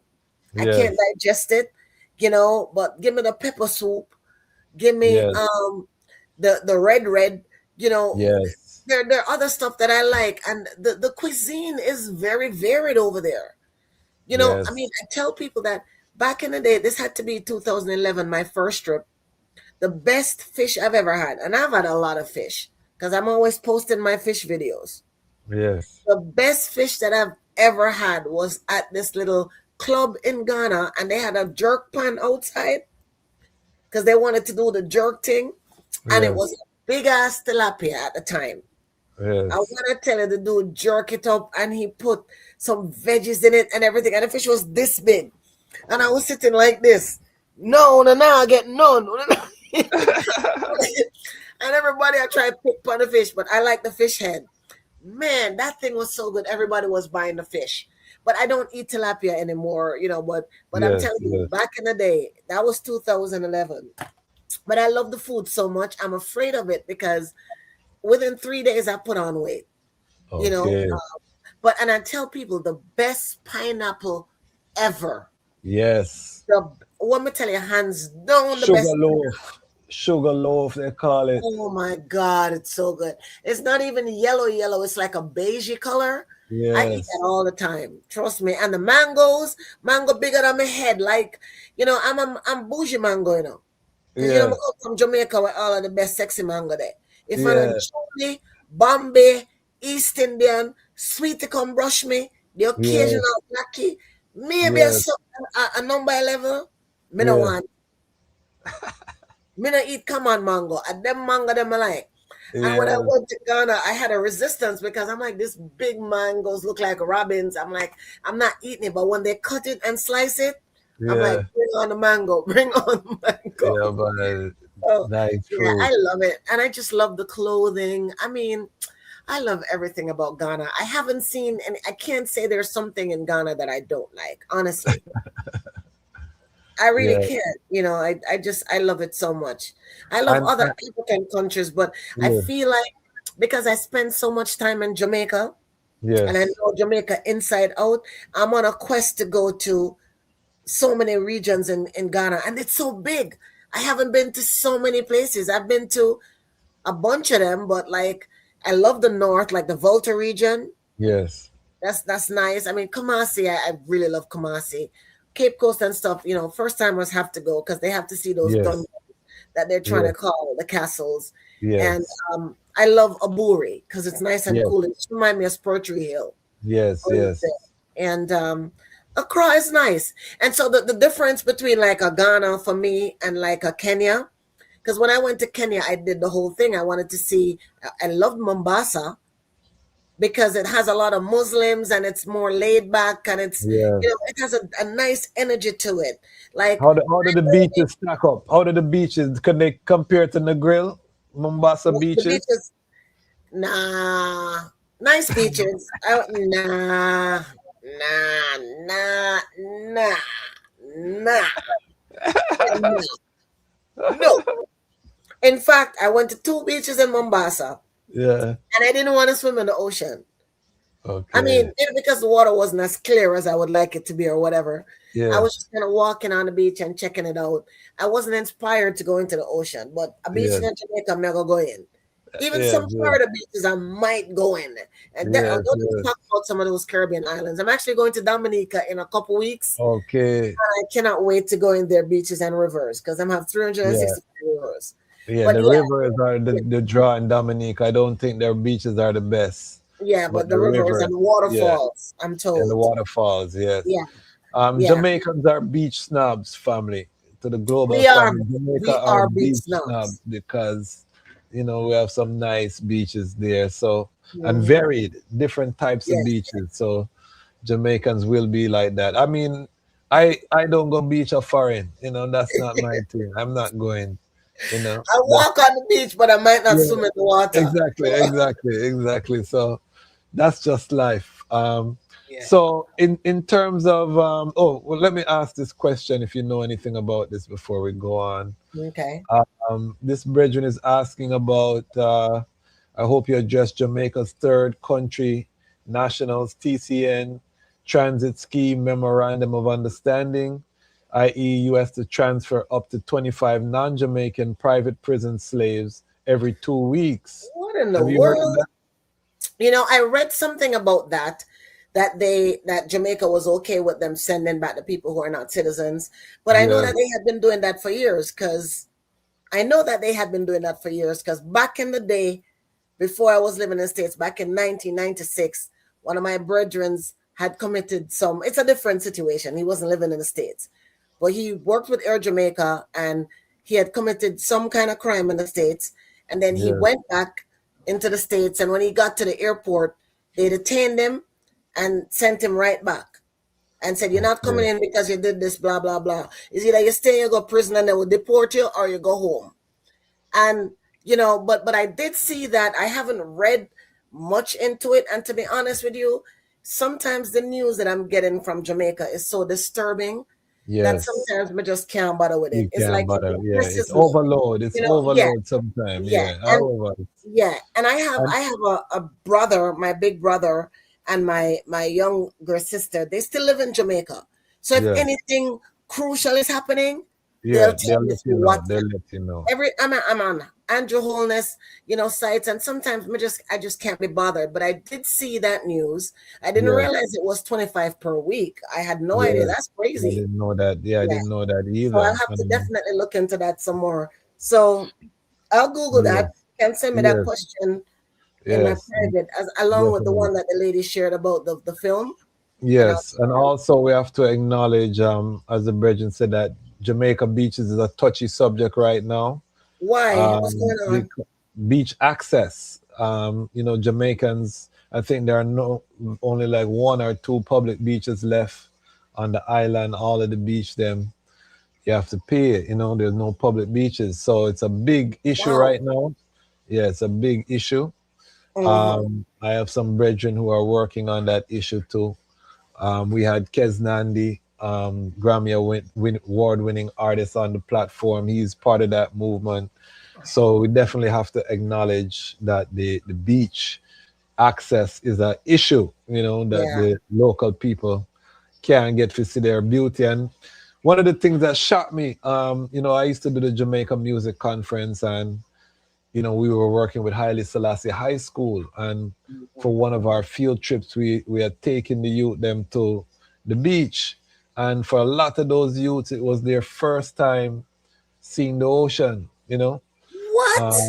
Yes, these are inner city, garrison youth, so there's nobody taking them, and it boggles the mind. It boggles the mind, but most of these youths never leave their community. The community is a war zone. If you don't know somebody over there, so go over there. So you know what I mean. Yeah. Yeah. You go shop. You go here, there, on the ends. This is these youths were the first time in a country like Jamaica, in Kingston, seeing the ocean and going to the beach. So it's very serious, family. Yeah. We don't want to minimize that part of it, but I just wanted for those, because we have a lot of black people in the West who still have not gone to Africa, who travel to Europe regular, who go all around the world, Them and the Italy, them the Greece, yes, them the yes. yes. Then go England 1 million times. You say you Yes. now go Africa. Oh, always an excuse. Come on, man, Yes, stop it. yes, That yes, irritates me, Sometimes I get real vexed, and yes. them the real Kingston mother pepper. That them used to come when I grew up with them. Yeah, mother pepper. Mother pepper, because I was very spicy and feisty. But talking about beach Yes. of me growing up in Jamaica. I mean, we used to do beach trip all the time. Puerto Seco, Buccaneer Beach, and there were beaches right on the airport stretch. And they, years ago, them kind of build up the beach with all kinds of stuff, and those beaches were gone. But even a few years ago, when I went back to Jamaica, Hellshire is always my favorite beach. Yes. And Fort Clarence is nicer, them sexy up Fort Clarence. But Yes. they were charging to go into Fort Clarence. I think Hellshire was the only one that there was no charge. Yes. Yeah, And but you that's see the crazy. erosion. You see the erosion at Hellshire. Yeah. I mean, Hellshire was deteriorating big time. It's like they weren't cleaning the beach. It was just really crazy. Yes. My favorite beaches in Jamaica is in Portland, though. Yes. Portland have That's some true. very pretty Frenchman Cove and them place there. What? Oh yeah. I Like tell it. my wife, cause my wife hasn't been to Portland. Her people are from St. Mary. I say Mhm. like the Blue Hole, Blue Lagoon, Oh my place there, God. Mhm. Reach Falls, all them Yeah. place there. Some picture book Beautiful. business. Yes, Beautiful.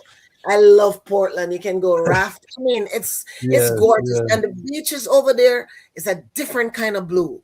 yes, yes, I mean, it's so gorgeous. It's very underrated, but that's why James Bond went and shot his movie over there because exactly, he saw the exactly. beauty in that parish. But man, I love it. I used to go to the Boston, the jerk festival that they used to have back in the day. Yes, And yes, I actually love Portland. So yeah. But and I still have family who live in Negril. So when I go to Negril, I try to stay on the 12-mile stretch of beach and just yes. walk or jog that all the time. But yeah, like the beaches in Ghana, they're not bad. I've been to Labadi, I've been to Kokobiti, I've been to there's another beach that I went to.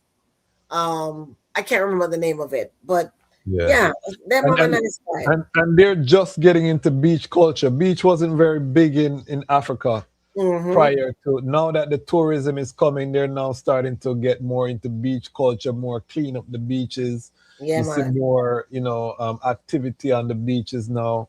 'Cause every time I go to Ghana, you see more and more activity. When I first went, nobody was in paying the beach no mind. They weren't, yeah, for real. Yeah, when I went in 2005 was the first time I went to Ghana, Oh, and wow.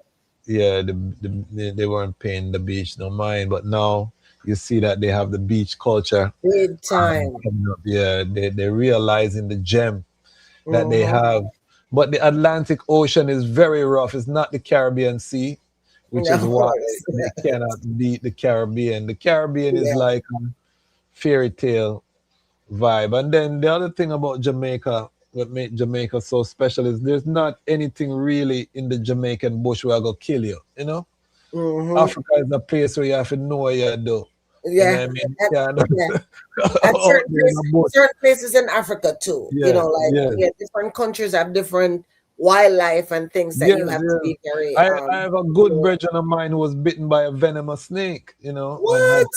had to get anti-venom and all these things to survive. Luckily people were around, collapse all them things that walking Wow. with him sandals at night, and Mm. probably step on the snake and the snake frightened and these Jesus. things. So I mean that's the reality of the motherland. You're in a Yeah. place where you really have to respect the bush. Where in Jamaica you can just go through bush and even if you buck a crocodile, the crocodile will go run from you. Well, it depends, because some of the crocodile in Jamaica are going wicked enough. Them are going wassy. Yeah, man. Them are What? drag off dog off of the shore and them something there. Yeah, dog, but you never hear I have not heard a crocodile taking a human being, and the crocodiles are there, trust me, because Well, I I've heard gone to one Black River. story. There was Okay. one story a couple years ago about a fisherman who Okay. went out and actually the witness saw the crocodile tearing up the man. I mean, Oh yeah, wow. yeah. But it's very rare, Rare, very Yeah, rare. it's very, To the very rare. amount of crocodile with them out, and the amount of people, and the amount of carelessness we have in Jamaica, the Yes, that crocodile. more people should have been eaten. Yeah, Yeah, right. the crocodile them not check for it. Them not check Yeah, for it. no, That crocodile probably I'll the fisherman probably I'll beat the crocodile one day and him set for him. or something And like him that. say, Yeah, it was a weird story. yeah, Yeah, because I you understand. don't hear that, and people Mhm. share the waters with them all the time. Yeah. But that being said, I want to just commend the eye for the Mhm. work that you're doing. She reached out and I said immediately, ask if she could come on the platform with her very busy schedule. We had to make this happen, and I'm so glad that we made it happen. Yes. Because I've been watching the eye over the years and been inspired by the work, and to know that you're coming forward and doing something so powerful in the sense of not just looking at challenges but actively creating solutions. And those are the type of Oh, people I like to surround myself with. yes. I say that my superpower is my network, and I Mhm. am so honored to have a sister like the I in the network who is like-minded, doing similar work. And when you relaunch your online presence, because I know you're getting ready to relaunch, we're Yes. going to ask you to come forward. We're going to give you a major Lion Pride push. Make sure everybody go and subscribe. Mhm. We don't do one-time interview over here. We don't believe in that. Once you come on this platform, you're part of our family. Oh. So I want to just extend the blessings to the eye. If everyone in the chat just put down a emoji, show some love to our guest. Let her know she's very welcome here. If you're watching on the replay, put something down in the comment section. Let us know where you're watching from. Put an emoji. Let's share the love of Share our the love. very beautiful sister, Jassy, Rosie, Peppy, Park. Oh, Um, sorry, I we, name that we, to know. yeah, man, we boss, man, we're gonna lead now. Um, all right, so give us some final sounds, and then let us know. Aside from the Ghana project, I want you to reiterate how they can support the Ghana project, but let Mhm. them know also how they can also support your individual projects or anything that Okay. you have happening as well. You're a yoga instructor. We didn't even get into the yoga Oh yeah. journey. We have to save that for part two. Yes, Um, yes. you know what I mean? But give us your final sounds and then let the people know how they can support the eye. Okay, Massive and crew, I want to thank Kwasi for bringing me on. This has been such a very enjoyable interview. I love it so much. I love the reasoning, and I'm glad that I was given the space to share some of what I'm doing. So, for those of you who are in the DMV area, or if you want to travel to the DMV area, the fundraiser is also a fundraiser. So it's also celebrating my birthday. It's going to be held on Sunday, September 13th from 4 to 10 p.m. in Bowie. The information is on the website. You can go to Nana Ya Fundraiser 2026 eventbrite.com, and I'll give that so he can post it. You're invited to come. If you want to come, just go to the link RSVP and you can come. You can meet and greet with me and the others and enjoy a beautiful evening fellowshipping and just hanging out and just learning a lot more about what we do in Ghana. And if you want to travel to Ghana with us, we're doing a tour for next March 3rd to 17th. I can share that flyer as well. And if you're interested in coming, deposits are due or past due. Just reach out to me. The best way to reach out to me is to send a text or call 301 395 1013. That is 301 395 1013. Or my email is msrpark with an e at gmail.com. That's Miss RPAR. Hold on, stick up in. I Stick up. want the brethren know she have a king man. Don't call her because you think she beautiful and you want lyrics or don't bother with that. Please, No, I have a the king king man man, is there. The king man is and there he's upon such an amazing duty. king man. Yes, yes. So So I don't do I just not want to make try them to. know because you give out the number. You say contact me, meet me at the meet and greet, and some of the man them might think, say that No, girl, the king smart man is and quick. Yes, security. yes, He's gonna yes. be there. So All right, all right, all no, right. Just none to of let them them things. know. That we're not look nobody. We just want to spread some good words, right? So yeah, you can send me an email, even if you just want to say, I looked at this video, I like what you're doing. It's not all about financial support. Just share something if you like it, especially this interview. And if you have the time, you can go to my other YouTube channel is Miss Peppy, MSPEPPY. I have a whole section on Ghana. You can see some of the things that we've done in the past, some of the kids talking about the programs, some presentations that we made while we were in Ghana, and some other, videos. There's a whole section about Pep Talk TV That's the talk show that I started years ago. It's still there. You can watch those and learn something about some people. And I didn't touch about the nonprofit work that I did, but I worked at a DC nonprofit for 20 years as their director of communications and community engagement. And I really like working with nonprofits, because I do like the service piece of it. So now that I'm back in the space this year, I'm taking a break from that kind of work and just doing some other little stuff that I really love, some acting gigs here and there and some other stuff that I like because I have a lot of traveling planned for this year. But I'm also an MC and I love MCing. So if you have an event, it could be a wedding, a gala, a party, an album release, whatever, reach out and I will be your MC. I'm the hostess with the most. Speaking of that, if you're in the DMV area, I have to say this. On this Friday, June 26th, it's going to be the 4th annual Caribbean event sponsored by the Mayor's Office of Caribbean Affairs. June is Caribbean American Heritage Month. And I will be one of the MCs. It's a free event. It's going to be held at Sycamore and Oak from 4 p.m. to 10 p.m. That's Friday. Come through. I'll be on stage. I'll big you up. I'd love to see you. And on Saturday, June 27th, I will be the MC for the Reggae Festival, which is going to be held out in Mechanicsville. Johnny Osborne, John Walks, I think, and TOK will be performing. Yours truly will be the MC. And we want to big up Carlos and Elaine Daly for keeping the culture alive for so many years. They've been consistent, and we want you to come out.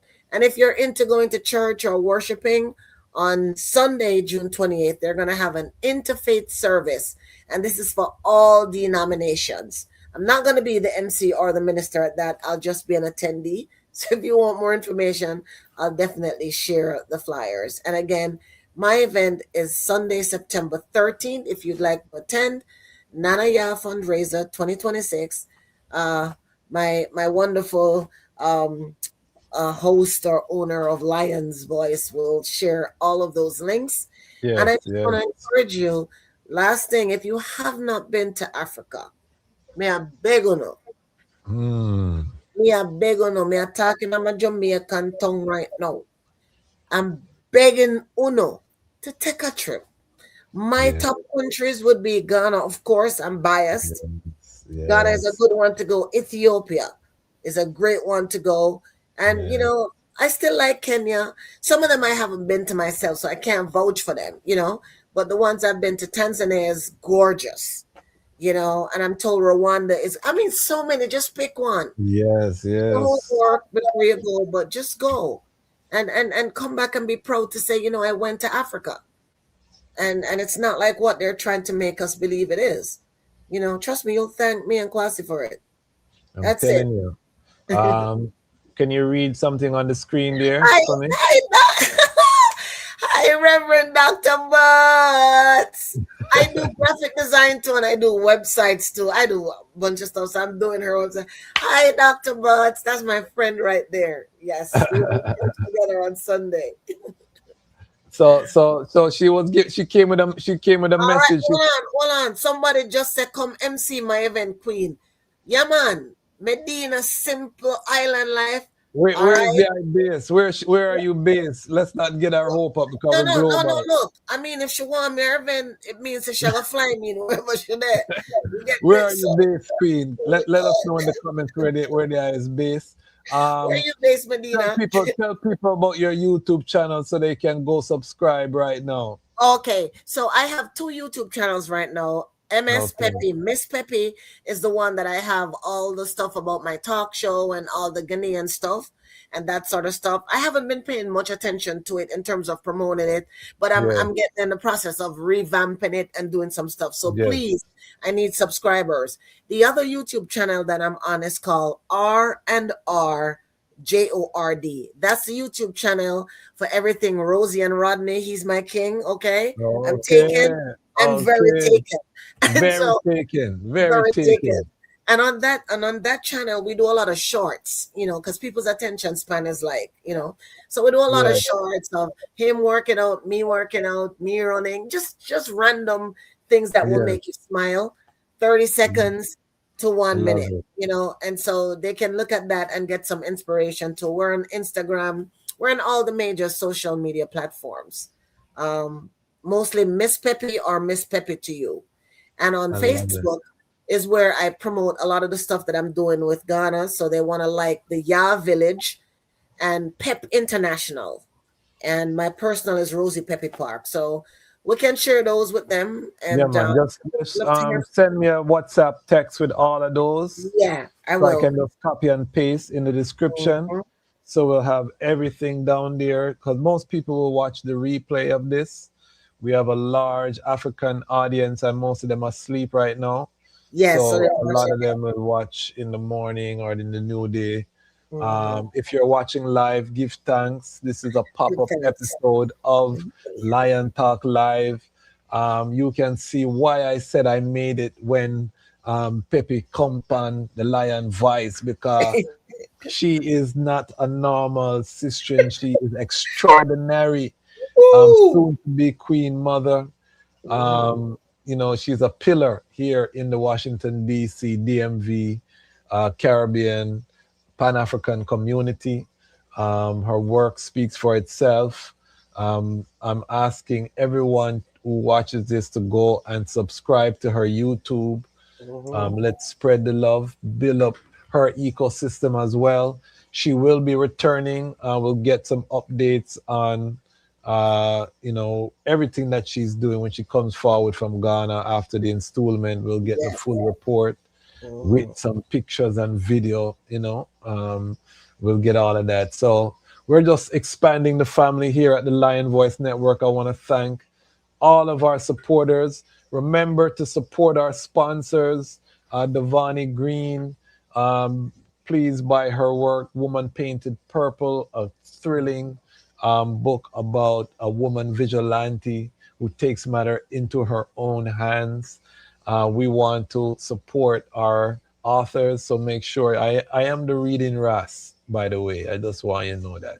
I'm the reading Ras. So we promote physical books over here heavy. Yeah. Also, make sure, let me show you my logo. You see my logo is a I Ras like reading that. book. Yeah, Yeah, reading something. That's yeah, nice. yeah, man. You have That's the read. merch? Yes, we have merch. Okay. So I want to get one of that. Yes, yes. Also, make sure you tune in Wednesday. We'll have the beautiful, glorious Aisha Bell straight from Kingston, Jamaica, Mm. featuring on Wednesday. We also will be doing our monthly reading Ras on the front line with Ras Sekou Tafari on Saturday. So we have the 3 books of the month. We'll be sharing those. So make sure you get ready, purchase those. Support all of our sponsors, iRoots Records, big up yourself. The largest selection of Aki Becker music on the planet. So make sure the item support iRoots Records. Also, the Kingston Conscious Reggae Party is coming up. We'll have some more. Sister Aisha is one of the co-headliners with the Abyssinians. So we'll be having some more features on that. Make sure you support all of the ecosystem. Feed the ecosystem. Join our Patreon. Make sure you join our Patreon so that you can participate in our town hall meetings. We do them once a month. And now we are starting our grant program. We're going to be gifting 100 US to the recipient of our first grant. So I'm very excited. It's something we've been working toward for a while, and we finally reached the goal. So join with like-minded brethren and sistren as we put money in the hands of those who deserve it, the workers, and let's spread the joy. You know what I mean? Yeah. That said, do you have any final words, my sister? Yes, I do. Let me tell you, it has been my honor and pleasure. I was so sleepy, and as I turn on to something and say the opening songs, I wake up. And I'm just like, the vibes is just so palpable. I love it. I appreciate it. It was so good to talk like a real. I mean, I've been on a few interviews since I came back Yes, out, but this yes, is by far the most enjoyable. And it's great to reason with a like-minded person and yes, someone who actually, when I'm talking about Ghana or certain things, they can relate to it and we're kind of sharing, you know what I mean? Yes, And so yes. I would just encourage the listeners and the viewers, please continue to support Lions Voice Network. And I have a request, Jose. Yes. What's the I have a request? request. I saw you perform a song the other day at the African Liberation event. And when I tell you, I watched the video so many times, I'm gonna stop rinsing. May I beg you if you can just drop it for me, please. Which one? The Oh, one this. where you're from, and you come from Toronto and this, that, and you come from DC and that. That one them want hear. That is my final word for the night. I would like this man to entertain me and delight me with his talent. Him talented, but that's it. Thank you all for watching. We're not done yet. I appreciate all the comments, and I will definitely reach out and give him all of the stuff. And if you're in the DMV, please come and celebrate with me. It's also a send-off for me because the following day, I'm going to Ghana. And one more thing. If you want to support one of the children that we're working with and you don't have the funds right now, I'm not going to Ghana until September.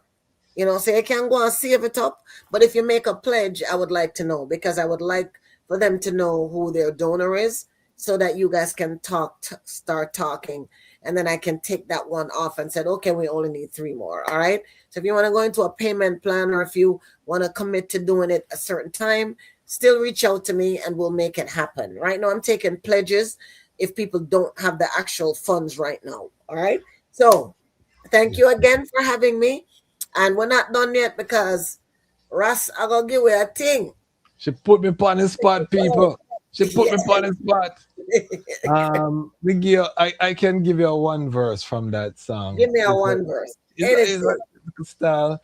I'm from a distant land in the distant sea. I'm from a land that got a tragic history. I'm from a land where the people live in misery. At the same time, we known for luxury. I'm from a land prophets wrote about in prophecy. I'm from a land where they profit from our poverty. I'm from a land full of rape and robbery. I'm from a land full of churches and sodomy. I'm from a land where the angels fall and bleach. Land where they glorify done speech. Land full of mountains, rivers, and beach, where the bad man keep dance pon street. Land where the jungle full of concrete, where gunshot beats so mama can't sleep. Land where the elders tell me don't weep, cause the Lion of Judah just can't be defeated. We compete, we like crabs in the barrel. The youths turn feral cause they're living in peril. You can run, go ask Errol, ask Delroy. Why them pick up guns and go turn cowboy? Where's the family man that the queens enjoy? And them man Babylon want destroy. So where I'm from, born in Kingston, yo. Where did I grow? Grow in Toronto, yo. Where do I live? I live in DC. Life full of blessing, but it wasn't easy. Yeah, man. That was beautiful. Thank you so much. I alone can draw me out, It's Peppy alone could have drawn me out like that, but that's not true. I will run out on a stage fast. People know me, so maybe run out on your stage. Remember me tell you, fast. you're bad like yours. No, give thanks. Give I thanks love for the talent, everything that you do. This space that you've created, I love it so much. I'm going to promote it again, not just because I'm on, but because it's positive and I love the vibes. So do you have a show every evening? No, every Wednesday, every Saturday, and then we do pop-up episodes like this from time to time. We're flexible. My audience, I didn't give them no notice. All these live people just come on. We just pop up on people. We love that. We've created that kind of community. That's why I say most people will watch replay. We'll get a few hundred people that will watch this for sure on the replay. So I'm gonna watch it on the replay because it's different when you're in the interview, but when you watch yourself in the interview, it's a different feeling. I hardly can watch myself along. I don't know why. I'm like, okay. I love it, but it's like I can't watch myself. But I'm gonna watch this one. I'm gonna wake up tomorrow morning at 5 o'clock, and when I'm in the gym, I'm going to watch this and I'll be working out for 2 hours and 9 minutes and watching the replay. And I'll share it as well. And that's why I say I boss family, because when she says she share it, her network is not normal, So when she says share, right now I'm a glad bag boss. I tell you, I them because I peppy that, All right. All right, family. So we do give thanks, and we're gonna continue. Join us here on Wednesday. Set your calendar. We will return again with the powerful musical stylings of Sister Aisha Bell. Keep it locked. Make sure you subscribe. Make sure you share. Make sure you join the movement. Get off the fence. It's time. It's come for the Lions to tell our own story. And this is the Lion's Voice. Yeli? Blessings. Thank you so much. Yo, blessed love. This is Max Breeze. It's time for the Lions to tell their own stories. God bless. Blessed love. Yes, Lion Voice Network. Amina, the time has come for the Lioness to tell our own story. No surrender, no retreat, we are Jaja soldier. Rougher than the streets, tougher than a boulder. Bigging up Lion's Voice. Now put it. I Johnny for said that. This is the Abyssinians. The time has come for the Lions to tell our own story. This is the Lion's Voice.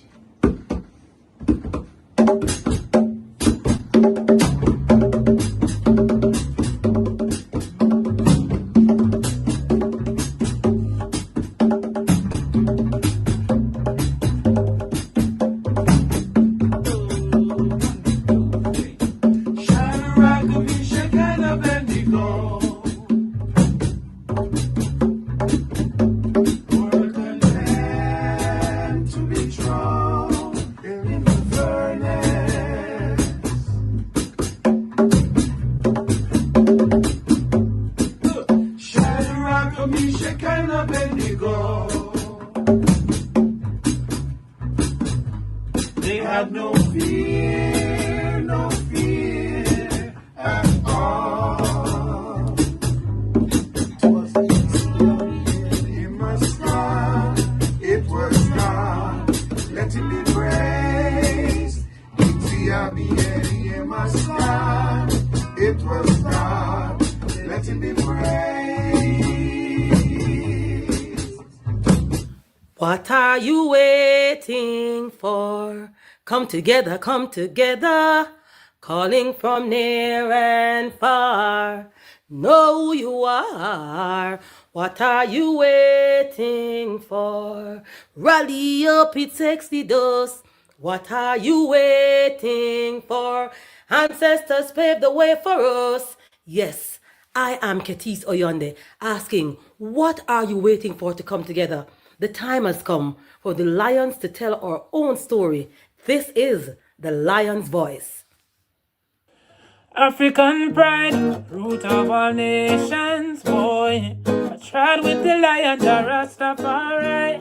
Lion of it tried with lioness like Title. Empress on the front line, we need you. Well, this is Medicine, the steady one, and you are now tuned in to the Lion's Voice Network. What the lion fought for do? Scorch them. Roast and parch them. Empress Manel, Alliance Science. Oh, you're wrong. Universally unfold, be told. Blessed love, this is Itege Idama, and it's time for the lioness and the lion's voices to be heard. This is the Lion's Voice, Rastafari. Greetings, this is Warrior King, and the time has come for the lions and the lioness to tell their own story. This is the Lion's Voice. Give thanks and praise for the wonderful blessing that's been poured on me. Give thanks and praise. Jah use I as an instrument to set the people free. Jah give her the powers to chant. Jah give her the powers to chant. Rastafari, the Lion's Voice. The fittest Riches of the fittest shall survive. My people, open your eyes. Wake up. Blessed love, this is Queen Omega representing for all lions and lionesses. With the lion's voice, we come to tell our story. Rastafari live it. Hey, hey, the lion's voice. Rastafari. Yeah, David Dread of Steel Pulse, and I'm saying hail to Lion Voice because it's time that the lion have its voice, have its own story. Says I'm stepping out here. Hear me now. Oh, yeah, the lion's voice. Raw.